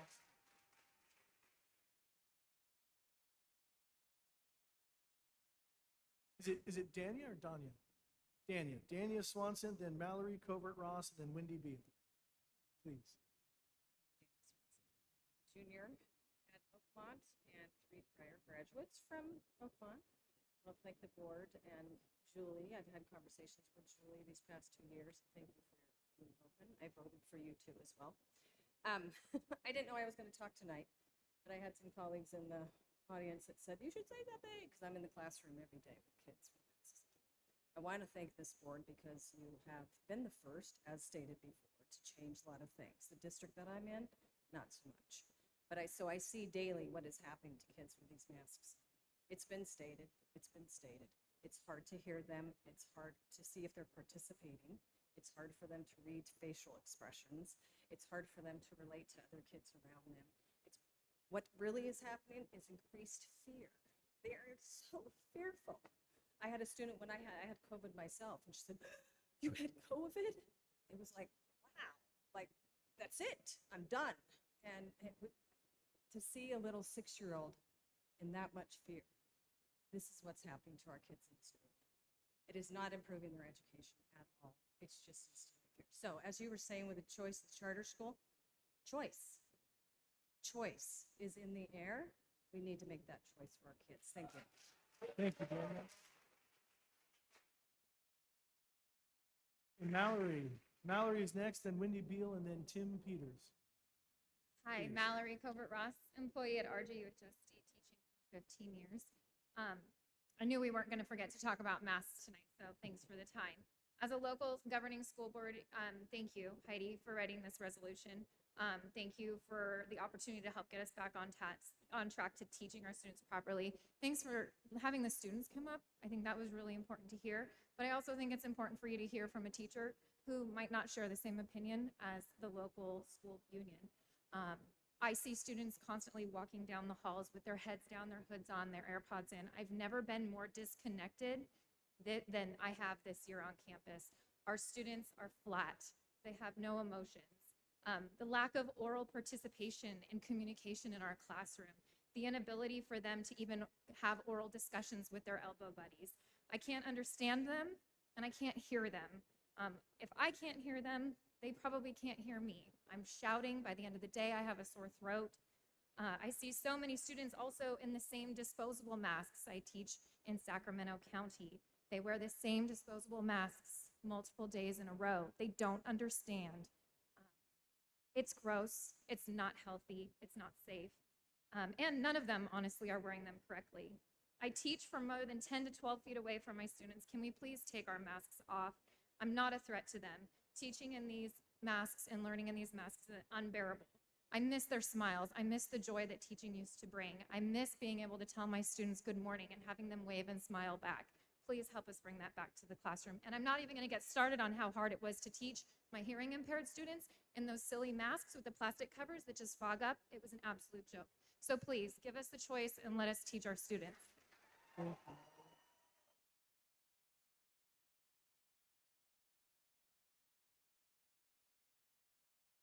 Wendy Beal, and Tim Peters, and Joel Manfred. Please. Hey, my name is Wendy Beal, and I am with the local chapter here of Moms for Liberty in Placer County. And I have gone to, I can't tell you, countless board meetings over the last year throughout all of the districts. And I just want to say, this board does things very well. You let your students talk, you let your families talk. You don't cut them off. I know you have the right to cut them off after a certain amount of time. But every board meeting I've come to here, you have let everybody speak, and it hasn't even been like really a question. We're going to let them speak, and you're here. So I just want to thank you for that. I want to thank you, Heidi, for this resolution from the bottom of my heart. This has been such a feat for families and kids, and it's time. And I just want to say that I'm in support of this resolution. I hope this board votes yes tonight, and we just want to thank you guys all. Thank you so much.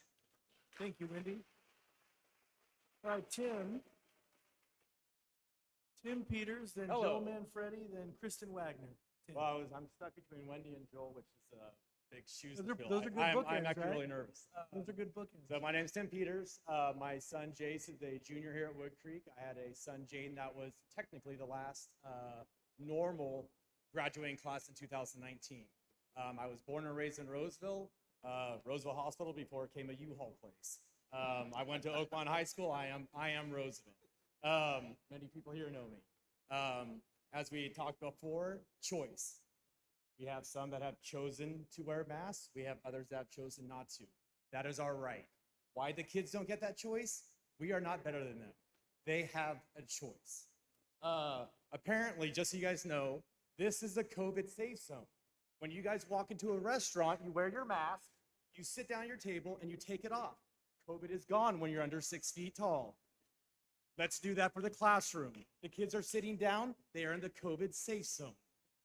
As the young lady said before, the mask protects you. My wife is an ICU nurse. She has been dealing with this COVID since day one. She was with some of the first patients that passed away in Placer County. I am very aware of what COVID does. I know it. I see it, I've lived it. So make the right choice. Unmask the kids.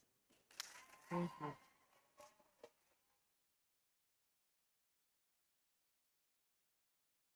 All right, Joel Manfredi, then Kristen Wagner, and then Casey Williams. Heidi, that's what I'm talking about. Good job, Heidi. I knew when the Sacramento Bee wrote a hit piece on you when you got hired, I knew you were going to be awesome. I was like, that's what I'm talking about. Good job. Thank you for that. I'll be brief. What I said about the students and the parents making this place so special, you saw it tonight. I just want to commend all the students that came up here. Whitney, I had Whitney as a freshman. She was awesome. So Whitney, great job. Thank you, board. Good luck to you all. See you later. Thank you, Joel. All right, Kristen Wagner, Casey Williams, and Marla Franz.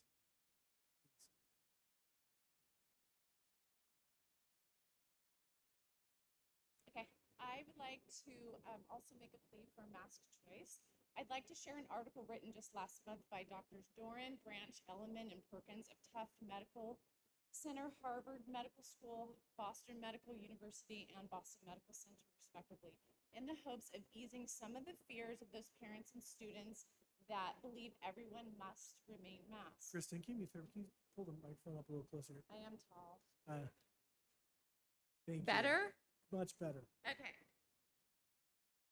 Respirators such as N95s and other high-quality masks are highly effective in protecting their wearers regardless of what people around them are doing. This makes the old mantra, my mask protects you and your mask protects me, obsolete. As a result, schools can finally safely make masks optional for staff and students. Maintaining aggressive mitigation policies, including strident mask rules, also sends children, families, and staff the message that schools are not safe. This simply is not true. We urge public health and school officials to educate communities on one-way masking, emphasizing personal choice, regardless of self-protection, and supporting those who choose to remain masked. Time and energy that staff spend policing masks is far better spent on teaching and supporting children. Our children have sacrificed a lot to protect us. Now it's time for us to give them their childhood back. And in closing, because I have 6 seconds, this week on CNN, their own medical analysis, Dr. Leanna Wen said responsibilities need to shift from government mandates enforced by state and local districts to the individual responsibility of families to choose if masking is appropriate. We need mask choice. Thank you. Okay. Casey Williams, then Marla Franz, then Jennifer Sanders. Please. Good evening. For taking into consideration the social, emotional well-being of our students, employee from another school district. I hope your decision today will inspire other school districts to do the same. I want to see children's faces. I'm a librarian in the school district. It is hard to even read to them with the mask on. Oh, and I'm not even, oh, this is way better. I'm sorry. I was able to hear myself. I didn't realize. So anyway, so I will just repeat the most important part. I'm in support of this resolution, and I hope your decision will inspire other school districts in the whole California and everywhere else. Thank you. Thank you.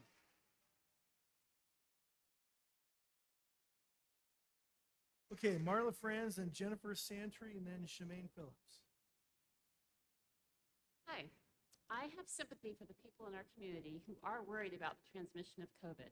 As a board, you do have the responsibility to be aware of safety issues in schools, but the breath of healthy students are not a weapon, and I'm in support of your resolution. We do need healing in our community that allows for sharing of information without name-calling or bullying. I would hope that maybe the school can be part of that process by helping to educate the community. It's time to allow for individual responsibility and choice for our families to determine if wearing a mask is right for the individual. I also worry about safety, but I worry about the damage wearing a mask for a year and a half has done to my own kids' physical and mental health. Keep my kids safe by allowing their mask choice. Thank you, Marla. Jennifer Santry, Shemaine Phillips, then Karen Combest. Hi, Board. Jennifer Santry. First, I would like to start with a quote. We believe our public schools are worth fighting for. That belief has guided our union since 1863. Today, we're still just as dedicated in the fight for equal access, justice, and resources for all of California's students, teachers, and classrooms. That quote is from the CTA's website. Yet, the unions have driven the narrative and propaganda arm of this entire masking and shot fiasco. The unions have dumped millions into manipulating, brainwashing, and coercing many of our administrators and teachers to follow a narrative not founded in science or data. They in turn have done the same to our students, making them think that masking and shots will save them, and that's the only way out of this pandemic. The union could care less about your child, their rights, or how they're being harmed by this. They are not fighting for equal access and justice. They want unmasked or unvaxxed students to be excluded, and they believe those students do not deserve rights to an equal education, and they don't deserve justice if they don't conform with the narrative. The unions are the sole reason that we stand in this battle at the schools today, fighting for our students to have the freedom of choice.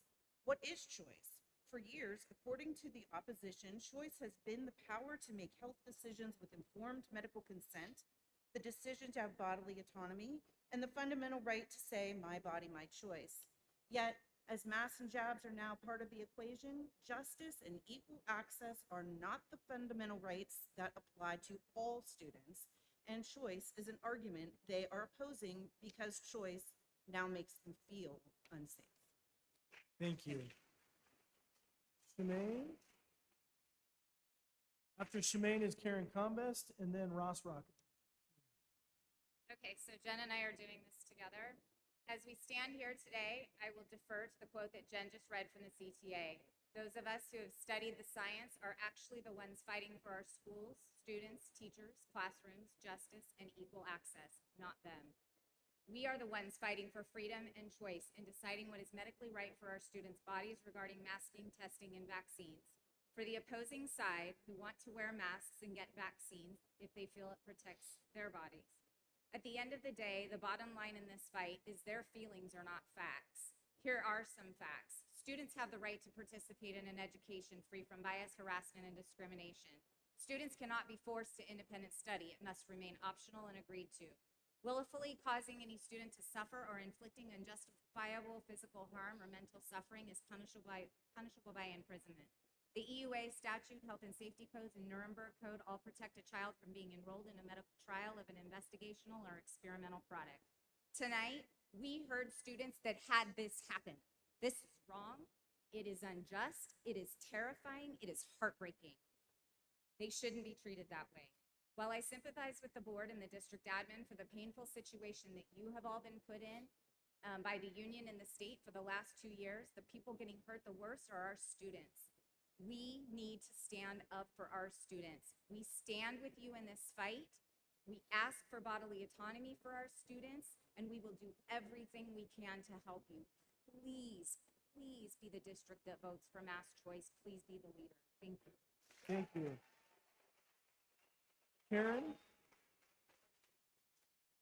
Karen Combest, then Ross Rocco, and then Lisa Mendenhall. Good evening again. My name is Karen Combest, and I have a junior at Oakmont High School. And we actually got in a fight last night because I really wanted her to come. And she tells me that it's not a big deal, that, you know, she just wears it and it's no big deal. And yet she's fighting with me about it. And she says, but Mom, I don't want to get sent to the principal's office. That's super embarrassing. I mean, this is what we do this is how our kids are feeling. To be shamed in front of their classmates, to be bullied and harassed by the teacher. She actually called me last week where her teacher was in her office without her mask, but then comes out and yells at the kids to wear a mask. Here's what I know. Here tonight from those students to make the decision to vote yes on mask choice and then to implement it next week. You don't need anything else. What I will tell you is that if you don't, there are laws that are bigger than the CDPH police coming in and enforcing something. I don't know, is the National Guard gonna come out front? No. But there are laws. The laws to, our children have a right to an education, bullying, harassment. Teachers are breaking board policies right now, and we're gonna start making formal complaints if they don't stop. This is insane. NorCal Freedom Alliance, for any of you who are not part of that group, it's on Facebook, there's email, we'll help you. This has got to stop. And quite frankly, if my daughter is still wearing a mask at the end of this year, Superintendent Becker should be fired and the rest of you should resign.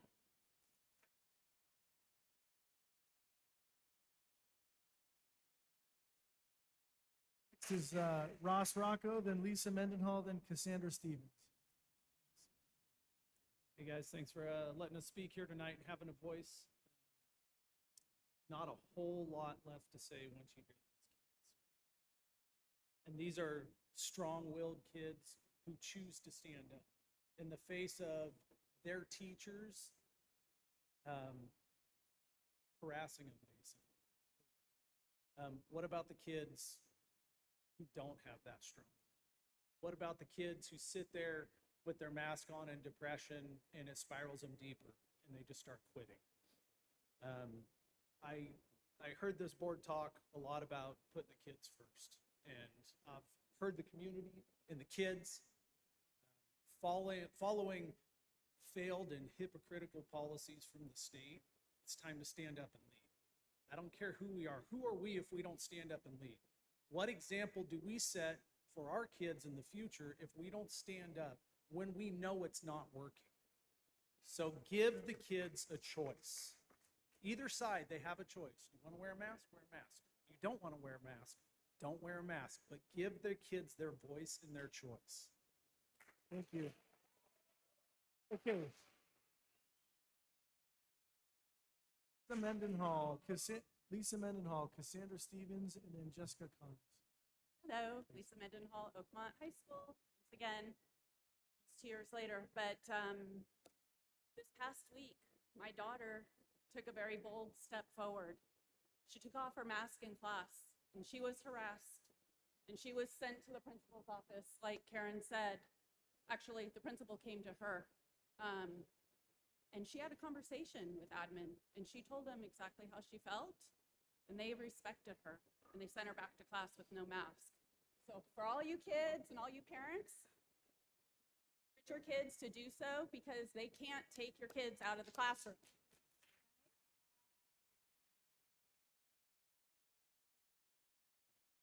announcement. My daughter spoke earlier. She just encouraged mass choice. That's all we want is mass choice because we want everybody to have a choice, just like schools, just like our bodies. We want that medical autonomy. Give our kids the choice. Let the kids who want to wear a mask feel safe with a mask. Let those who don't, they're fine. They've been fine. They're wearing. Give them the okay to take it off without the fear of harassment and retaliation. Thankfully, since her first step last Friday, she has progressed and she has not worn a mask this week. And I'll tell you, Mallory, the teacher who was talking here, that light that goes on, I'm not at school to see that light, but I've seen that light at home because she's so relieved and can't believe that, oh my gosh, I did it and it worked because we've been encouraging her for 2 months. So, Thank you. mass choice. Cassandra Stevens, Jessica Connors, then Adam Roberts. Okay, so first, I would like to thank you guys because you are one of the best school boards in the area. And so I am very grateful for you guys and thank you. So my son Connor was the first brave young man to do his first public speaking ever. And so he's the kid that was refused lunch by the lunch lady here at Wood Creek, actually 2 days in a row. And it doesn't just stop there with the lunch lady. There's been several teachers who yell at him. He politely says, I have a mask exemption, and I'm sure a lot of kids probably say that, and so they get pissy and they're rude and they attack him and they don't believe him. And peers. I mean, he has one gal in his class who requested to move away from him because he's got like a disease and something severely wrong with him and it's going to kill her because he doesn't have a mask on. And kids are constantly making him feel like that. I'm proud of him because I tell him that's theirs, that's their crap, it's not yours. Don't take it on, be strong, and know that they've got some stuff that they got to work on. My point in saying all of this is that if you guys don't vote yes for mass choice, then that is going to continue. So we need to end that now, because guess what? The staff and the kids are going to lose that power that they have to boss kids around to tell them to put a face diaper on. They're going to lose that power if it's mass choice. And one last thing really quick. I'm very active in the community. I've had hundreds of parents come to me, ask how my son has a mask exemption, and they still haven't done it because they fear their safety. Their kids fear their safety. So as much as they want it, they still don't do it because they fear their safety. So please vote yes. So those who are silent and are afraid to be brave, they can breathe. Thank you. Thank you. Jessica Connors, Adam Roberts, then Blanca H. Board. Thank you for allowing everyone to speak. Thank you so much for being brave enough to put forth this resolution. My name's Jessica Connors. I am a middle school teacher in a surrounding district. I have been teaching middle schoolers for 12 years, many who actually stood up and spoke at tonight's meeting. And it has taken me a long time to get here. I've sent a lot of emails, but to come and really speak on this. The things we're seeing in the classroom have been well said by a lot of the educators up here. The depression, the quiet, the eyes down, the not speaking in class. And it's heartbreaking for us as educators to watch this. We are put in a position where we have policies that not all of us want to implement, and it's heart-wrenching. You know, one of the things I haven't seen since COVID started is any of my students severely ill or die of COVID. What I have seen is 3 of my former students' families have their youth affected by suicide since June. This is a serious issue. We need to stop putting COVID policies here, mental health here, and education here. And instead, mental health and education of our kids need to be here, and COVID policies that are absolutely ridiculous need to be at the bottom now. Thank you very much. Thank you.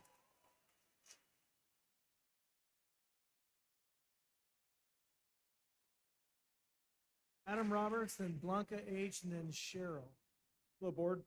Adam Roberts. I have a son here at Wood Creek. I just want to talk about the French Laundry incident and the recent sporting event where our psychopath, narcissistic governor has been spotted without his mask. And then I want to have you take a look at yourselves right now. You are the ones that make the rules that keep our kids in masks. And look at you. None of you are in masks right now. Now, I don't think, in my heart, looking at you guys, I've spoken with some of you guys in the public and not here in this realm, but I don't think that you guys are narcissistic psychopaths. I think you're good people. But tonight sounds like it's your night to show everybody that you truly are good people, to show who you really are, that you're not for abusing our children. I want you to think about that. And I always like to come to you with some scientific data, some numbers. I don't like to come to you to just complain. If you look at the Placer County Health Department's website, their dashboard, 59.3% of hospitalized cases in Placer County due to COVID are fully vaccinated. That's more than half of the population in the hospital that's hospitalized due to COVID fully vaccinated. There's no science behind the vaccination. I don't even know how we can call this a vaccine anymore. Really think about it. That's really all I have to say. I do want to tell you, Mr. Huber, that I am disappointed that you let the media in here while taxpayers and concerned parents were left outside. I think that was tacky. And I speak my mind, treat you like a gentleman, but I think that was wrong. And I want to thank our local police department. I think you guys do an awesome job. And I know it wasn't your decision to keep the taxpayers and the concerned parents out of this meeting. It wasn't you, and I support you guys. Thank you.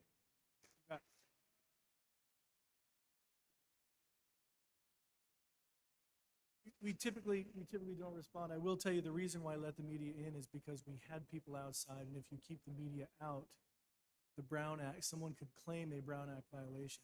I let the media in because I wanted to eliminate that. Because what we do tonight, I don't want someone to challenge and get thrown out on a technicality. That's the reason why I did it. I'm just telling you why I did it. There's a method to the madness. Blanca H., then Cheryl, then Gus Murphy. Is Blanca here? Blanca? No? Okay, then let's go to Cheryl. Cheryl, Gus Murphy, and then Lori Bond. Just going to tell you some horrible things about masks, but you guys have got it. I think you guys are doing a great job, and thank you for following the actual science. I think that really will lead to choice, and I hope that you do it for the vaccine mandate when it comes knocking on the door next. Thank you. Thank you. Okay, Gus Murphy, Lori Bond, and then Jason Paletta? He went home. Okay, well, Gus, go ahead. Okay, here we go. Somebody mentioned the media. I don't know if anybody else, did you notice that they left right after the pro-mandate student spoke? Anybody else notice that? Okay, just thought I'd throw that out there. I also learned that there's a few hundred people watching online. If they're still awake, I know some of them are scared, and I just want to mention to them, hey Google, what is natural immunity? Hey Alexa, what is natural immunity? And hey Siri, what is natural immunity? Hopefully it's loud enough for them to hear that to educate them. Earlier when you talked about the charter, you guys said every student is different. I think like most of you said it, and you're absolutely right. Those options are good. So I would like you to apply this to the mandate. How can one medical decision be a one-size-fits-all for every child, right? Because they're all different. I don't know how far you'd be willing to go, but I know how far PAN is willing to go, and I know how far Newsom is willing to go, and I know how far the CDC, Big Pharma, is willing to go. So I think now's the perfect bus stop to get off. So I would like you to say yes tonight to provide choice. And while I don't want any educator or staff to leave the district, you can find more of those. I'll help you look. What you can't get back is the childhood that some of these students have lost. Ever again. You can never get it back. So, Miss Heidi Hall, I'll just finish with, you are freaking awesome. You're my Roseville Parks, if you know what I mean.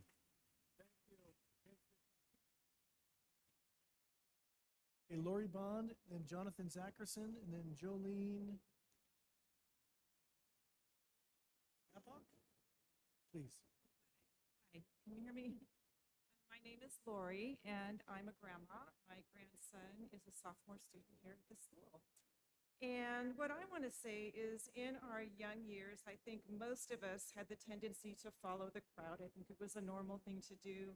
But eventually, life taught us to follow our guts. You know, how does this feel? And we learn by our mistakes. My days of following the crowd are long behind me after high school.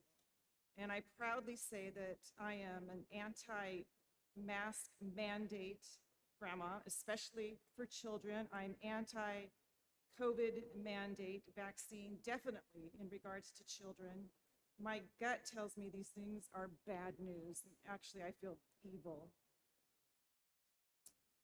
I believe that many, many people have jumped on the mask and vaccine mandates just because so many others are doing so. They're not listening to their guts. If everybody else is doing it, it must be right. I don't want to be embarrassed. Whatever it may be, they've jumped on the bandwagon. A high percentage of people that are doing this.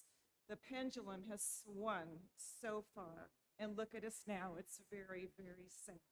I would like to challenge any of you, those of you in this room who are choosing to continue to follow the crowd, please, please listen to your gut. You know what's going on has gone too far, and it's wrong, especially for our children and for our grandchildren. It's time to breathe. It's time to live, and not in fear. Please stand up. Please stand up for our children and for our grandchildren. And if you do so, you will be giving the neighboring school districts the encouragement to do the same, and so on and so on.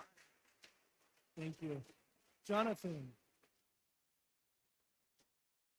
Jonathan Zackerson, then Jolene, then Jacob Roberts.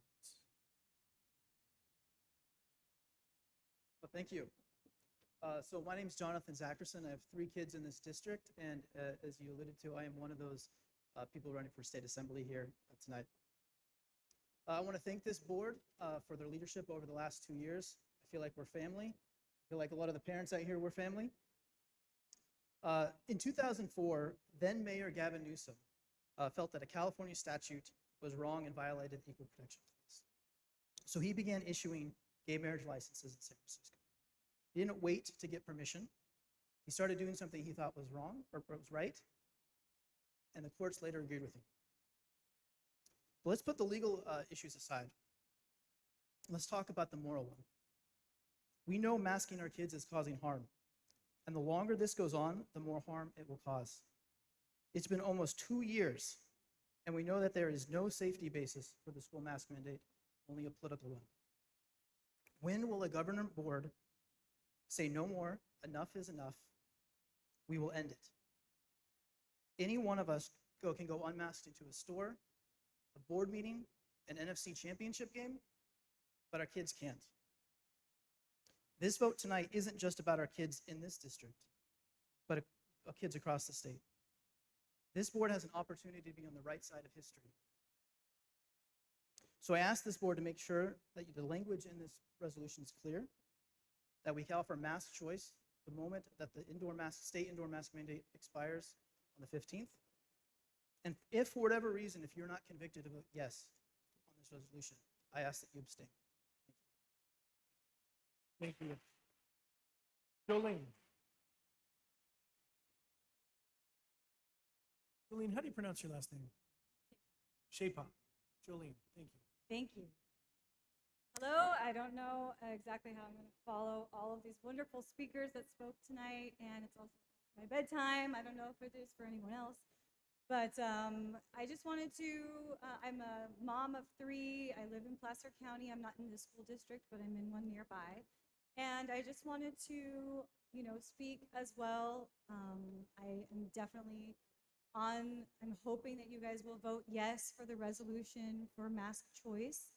I do have 2 students. I wanted to also ask you to please not be afraid of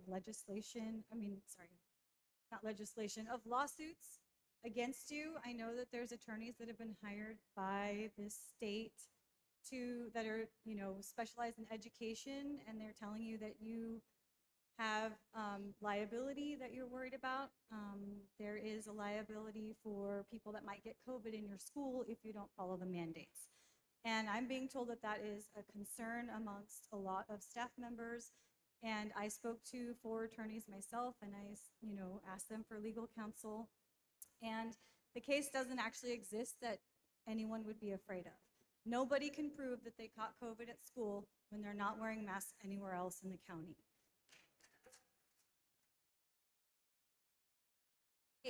There is no case that could be had. It doesn't exist. That's just a scare tactic. However, there are cases for people who have been damaged by masks. 2 of my kids have been. In fact, me as a parent I have damages because I have anxiety over watching my kids get harmed by wearing masks and get sicker and sicker over the last year. And I'm telling you, as a parent, I finally got one of my children out of their masks. My high schooler is too afraid to take his mask off, even though he has severe fatigue every day when he comes home from school, because of how people will treat him. My 1st grader was not, and he took his mask off, and after 4 weeks of not wearing a mask, his health issues have disappeared, and that's just personal experience. So thank you. Thank you. Okay, next is Jacob Roberts. Jacob Roberts, then Mark Wright, then April Marshall. Or is it Marskin? Jacob. Thank you, Mr. President, and thank you, members of the board. I'm currently a computer science student at Sierra College, so excuse my lack of public speaking skills. I'm used to talking to computers. One thing, though, that being a computer science major allows you to do is it gives you skills to be able to understand data and understand numbers. That's essentially all a computer is a bunch of electrodes understanding numbers. And when I hear people like the teachers union and those young kids who are very brave for coming up and sharing their opinions on keeping the mask mandate, I'd like to read data that says that from the point COVID started all the way through October of 2021, more kids died of the flu in 2018 than died of COVID during that entire time. Ever since COVID started, more kids have died from the flu in just 2018. So when I hear that it's all about the kids, this is a very small amount of people that are affected, and I actually did the math from that versus how many kids are in the US, and that comes out to 0.00048% of the population of kids. So when I hear that's all about the kids, it's ridiculous. And if it's about the teachers, and the teachers are worried about their safety, well, there's a vaccine, 3 stages of it, that is available for all of them. If they want to wear an N95 mask, they can, but stop forcing the kids to have to wear a mask when they're not affected by it. Thank you. Thank you. Mark Wright, then April, and then Cynthia Connor. Mark. Or is it? Yes, my name is Mark Wright. I'm the chairman of the Placer County Republican Party, and I've been talking to a lot of the people around the county about mask mandates and things, and I'm very proud of this board taking a stand to be the first board to pass a no mask mandate so we can have the kids have choice. Kids have a better chance of dying in a car wreck coming to this meeting than they do of COVID. And we let them come to this meeting. So I would say we're not looking at the kids, and also we're not looking at the suicide rate that's going through the roof. We're not looking at the drug use rate that's going through the roof. We're not looking at all the other things out there they're pushing off to the side and ignoring. And these kids are being damaged for the rest of their life. are not going to get their 3 years back. So we need to get the kids unmasked so they can smile and they can interact. And everyone here, we can see their faces. We know how you act. I can see how you act in the way I'm speaking. You can't do that with a mask. So that is why I'm here to implore you guys to give the kids back their freedoms and let them know. And I also want to say thank you for the students who are the future leaders of this world up here speaking and showing you they know what is right and what is wrong. And so I implore you to do what is right. Thank you. Thank you. April.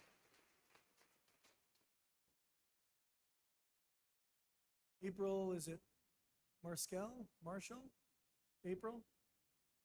Nope, okay. Cynthia Connor.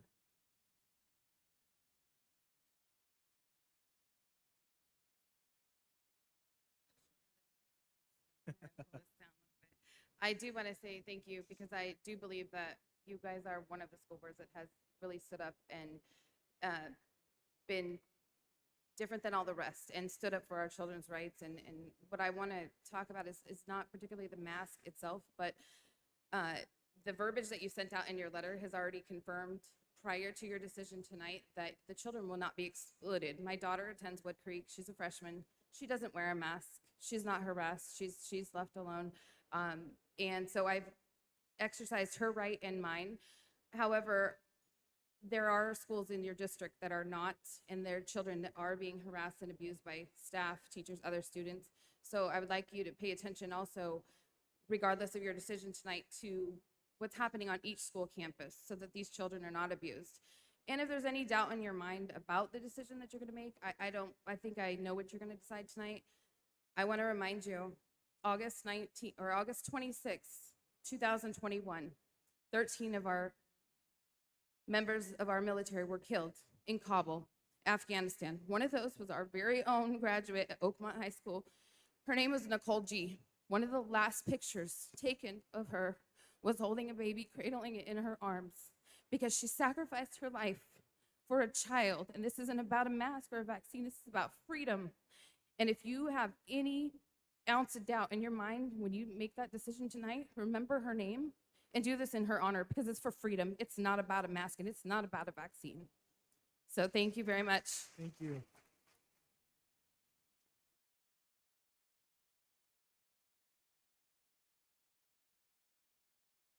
Okay, just to dot the i's and cross the t's on this last call for these three. Jason Paletta, Blanca H., or April? Y'all went home? Okay. All right, seeing none, we've got no more speaker cards. We will. It was not in there. Nicole, come on up.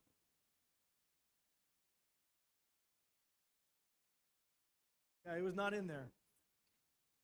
I don't know what happened to it. Yeah, it's not.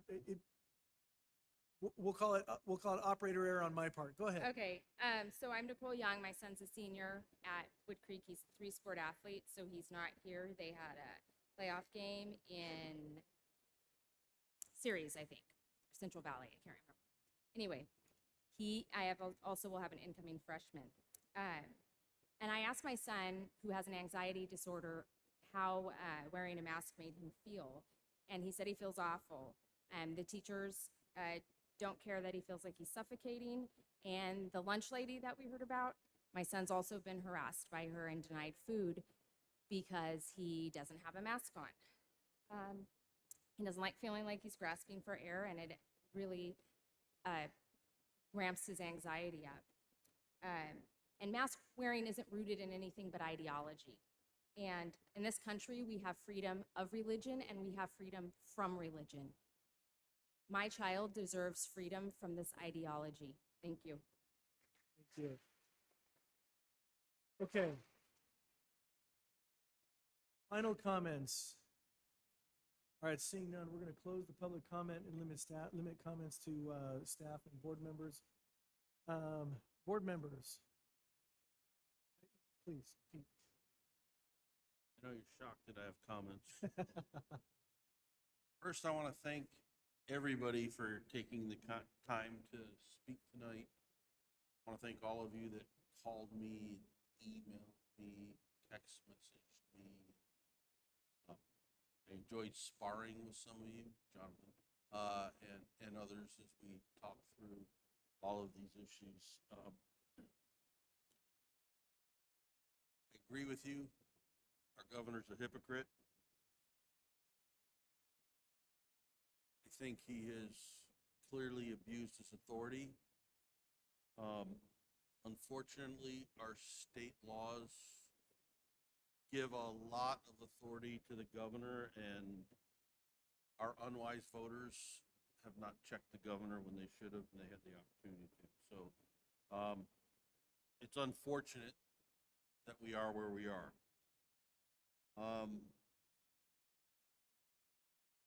I have held for a long time, and I continue to hold the position that we should litigate our way through this. We should challenge the state, and I hope that others feel the same way, and we can move forward in litigation strategy. Encourage others to challenge the state as well. It is, many of you gave plenty of examples where it is okay to be masked in one spot or non-masked in one spot and then against the rules to be unmasked in another. You know, I'm a professor at a local university. I can teach a classroom of students with nobody wearing a mask, and it's legal. We can't do it in our schools because of these orders, and it's crazy.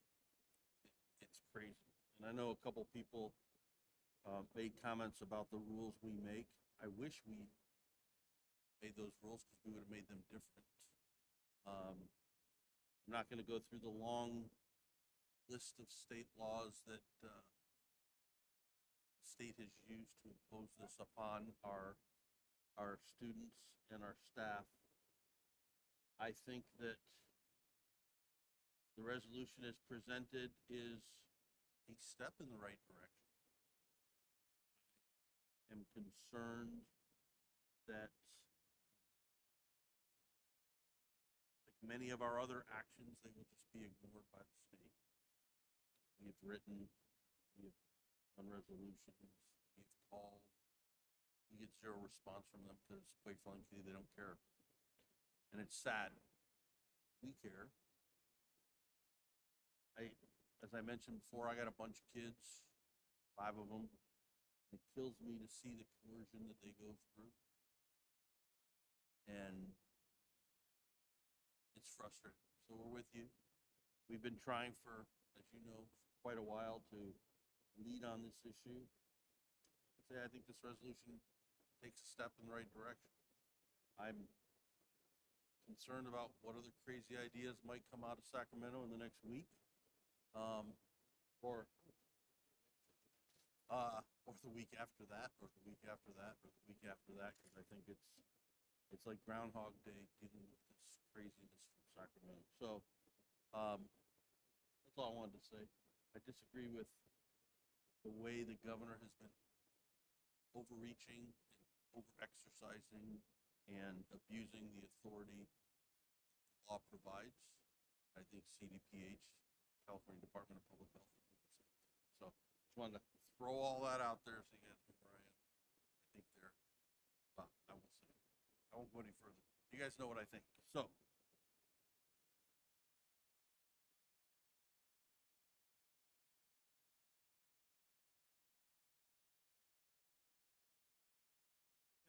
I'll go ahead and make a few comments. I have,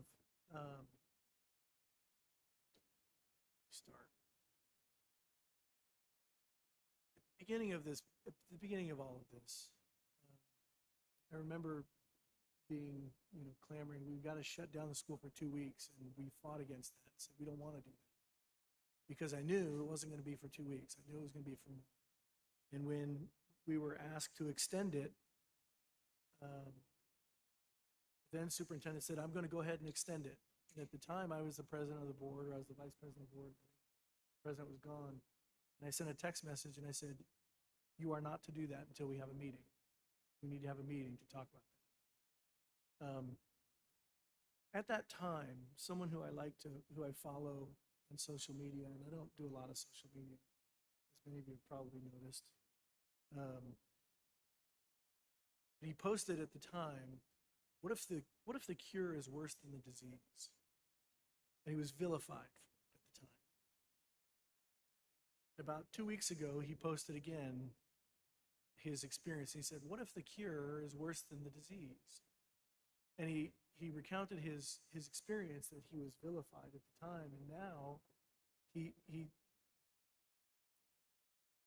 pretty much right. And so I am concerned, largely concerned,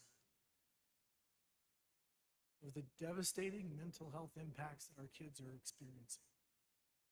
The U.S. Surgeon General, President Biden's U.S. Surgeon General, 2 days ago, said that the impact on youth mental health is, and I quote, devastating. The pandemic has been devastating. Physicians, I am told, I have not spoken with them, but I am told physicians from UC San Francisco who are leading this charge and research and who are consultants with CDPH, allegedly, again, this is third hand, but I am told that they have said that children should not be masked in school. I haven't verified that, but that would not surprise me. Would not surprise me.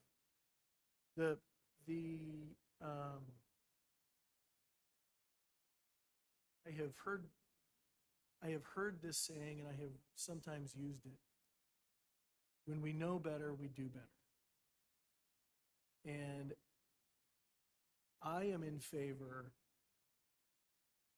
of an all of the above type of scenario here.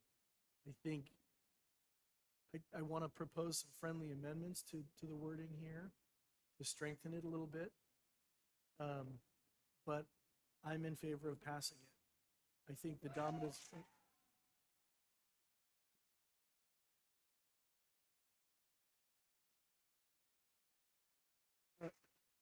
Our history in this country is riddled with individuals who did things that were not acceptable according to the government at the time, and they fought about them. We heard one of them right here from Jonathan about our own governor, who thought it was wrong to not issue marriage licenses to same-sex couples, so he did. He fought the law, and okay. There are, I am a proponent of litigation, strategic litigation, but I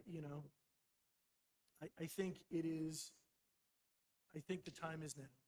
We have always, in this district, we have always been concerned about children first. And there, to me, what really, I'll tell you candidly, the tipping point in all of this for me is the mental health aspect. For me, for others it may be different. We have a wave of mental health crises that are, the wave I think is breaking right about now on our shore and on our theoretical shore. Our wellness centers are just jammed. I read an article the other day. Female teenage youth suicide attempts are up more than 50% this year from last year. A 1-year change. That is shocking. And I won't even go to the greatest danger for youth right now is fentanyl-laced drugs. And it's not even on the radar of people who are, in a position to label that as a class 1 narcotic or, to get really maximum enforcement. That's the greatest danger they face, and it's like not even on their radar screen. So anyway, if I could make my recommendations, and so looking at the resolution, on page 2 of 3, where it says the second to the last paragraph, from the bottom, going up, second to last paragraph, where it says, "Be it further resolved by the Roseville Joint Union High School District Board of Trustees recommends, regardless of vaccination status." I would like to delete the word recommends and insert the word implements.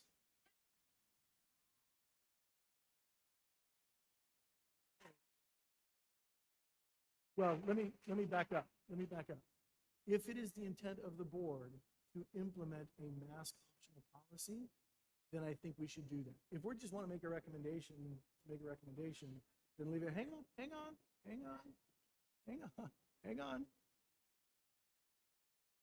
So I think if that's where we're going, that's what I would prefer. I'm tired of toothless resolutions that aren't worth the paper they're written. So I would like to suggest, I would like to suggest that we change the word recommends to implements, but then later on in that paragraph where it says, regardless of vaccination status, personal and parent choice with respect to whether or not children, staff, and teachers should wear face coverings, because teachers and staff are separate under OSHA. OSHA regulations can and do mandate what our staff and teachers, and so while I would like to do them all, I think we will have Cal OSHA here tomorrow if we leave in staff and teachers. So I'd like to remove staff and teachers and keep working on that, but leave it for our students.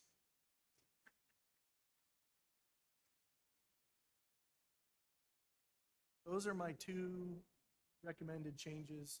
I'm open to other discussions. I'm open to other comments, thoughts. Well, yeah, no one's made a motion yet. So yeah, I mean, and mine wasn't a motion. Mine was just a comment about I would recommend those changes. But again, I'm flexible. So please.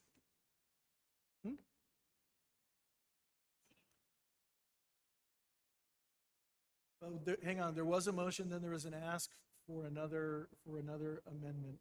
Pete, go ahead. I think if we are going to move,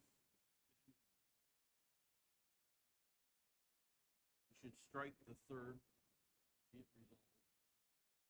Because I don't think it's smart for us to say we're not going to follow the governor's and CDPH rules and then send them a copy of it so we notify them that we're not doing it. Oh, I think he's gonna know. But I have a sneaking suspicion he's gonna know. I just don't think we should be the ones. So I think that's redundant. I think Now that's redundant. funny. Hey, hang on. I got you. So, the last paragraph, you're talking about the last be it further resolved paragraph.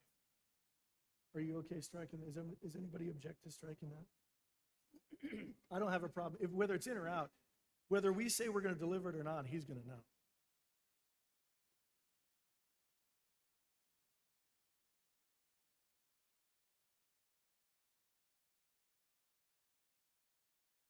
Hang on. Please. Are you saying, Pete, that by striking that sentence, it somehow doesn't get sent to the governor? I'm not 100% following. I just think if we're gonna do it, we don't need to tell them. Obviously, we don't need his permission to do it. So, Let me put it a you- different way. They didn't ask us whether we want these mandates. I don't think we need to ask them whether we.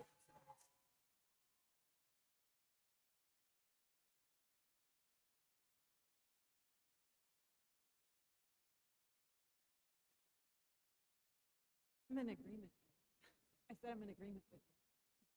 So Julie, I'll is amend that a motion? I'll amend the motion to. Okay.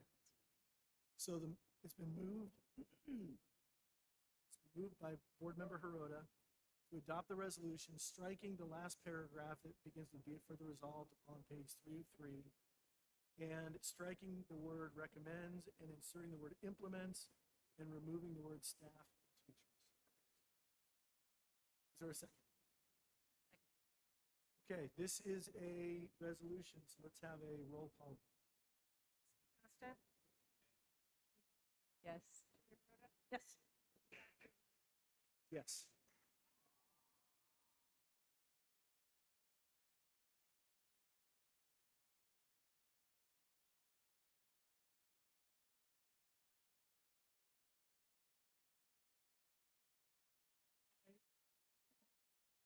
If I might, I do ask your indulgence for one more thing. Forgive me for doing this, but remember, this begins on Tuesday. Just telling you, we've got to have some time to have the conversations with those that we need to have a conversation with, okay? Thank you.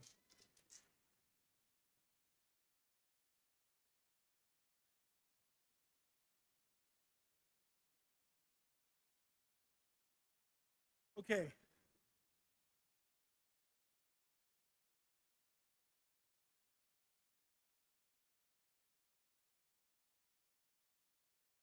Okay, that was 9.3. Item 9.4, audit services contract, fiscal year 21, 22. Is there a motion to approve? It's been moved and seconded by Board Member Constance, seconded by Board Member Hirota for item 9.4. All those in favor say aye. Aye. Any opposed? Any abstain? Motion carries 4-0 with one absent. Let's go back to maps. Unless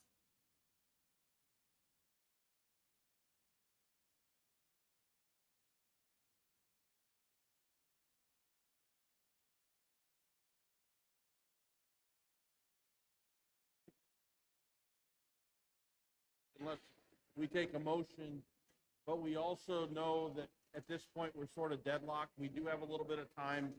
I would suggest we continue this item to the meeting when we have a full board, because we'll get a vote 3-2 one way or another. Would you like a special meeting for it? If we need a special meeting, we'll do a special meeting from a timing standpoint. If not, it'll be the next board meeting. I think we should. I would rather not narrow it down until we have all the voices here. Okay. That would be my suggestion.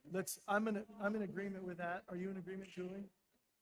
Okay, we will do that at the next opportunity. If timing will allow for this to be at the next regular board meeting, we'll do it at the regular one. If not, we'll do a special.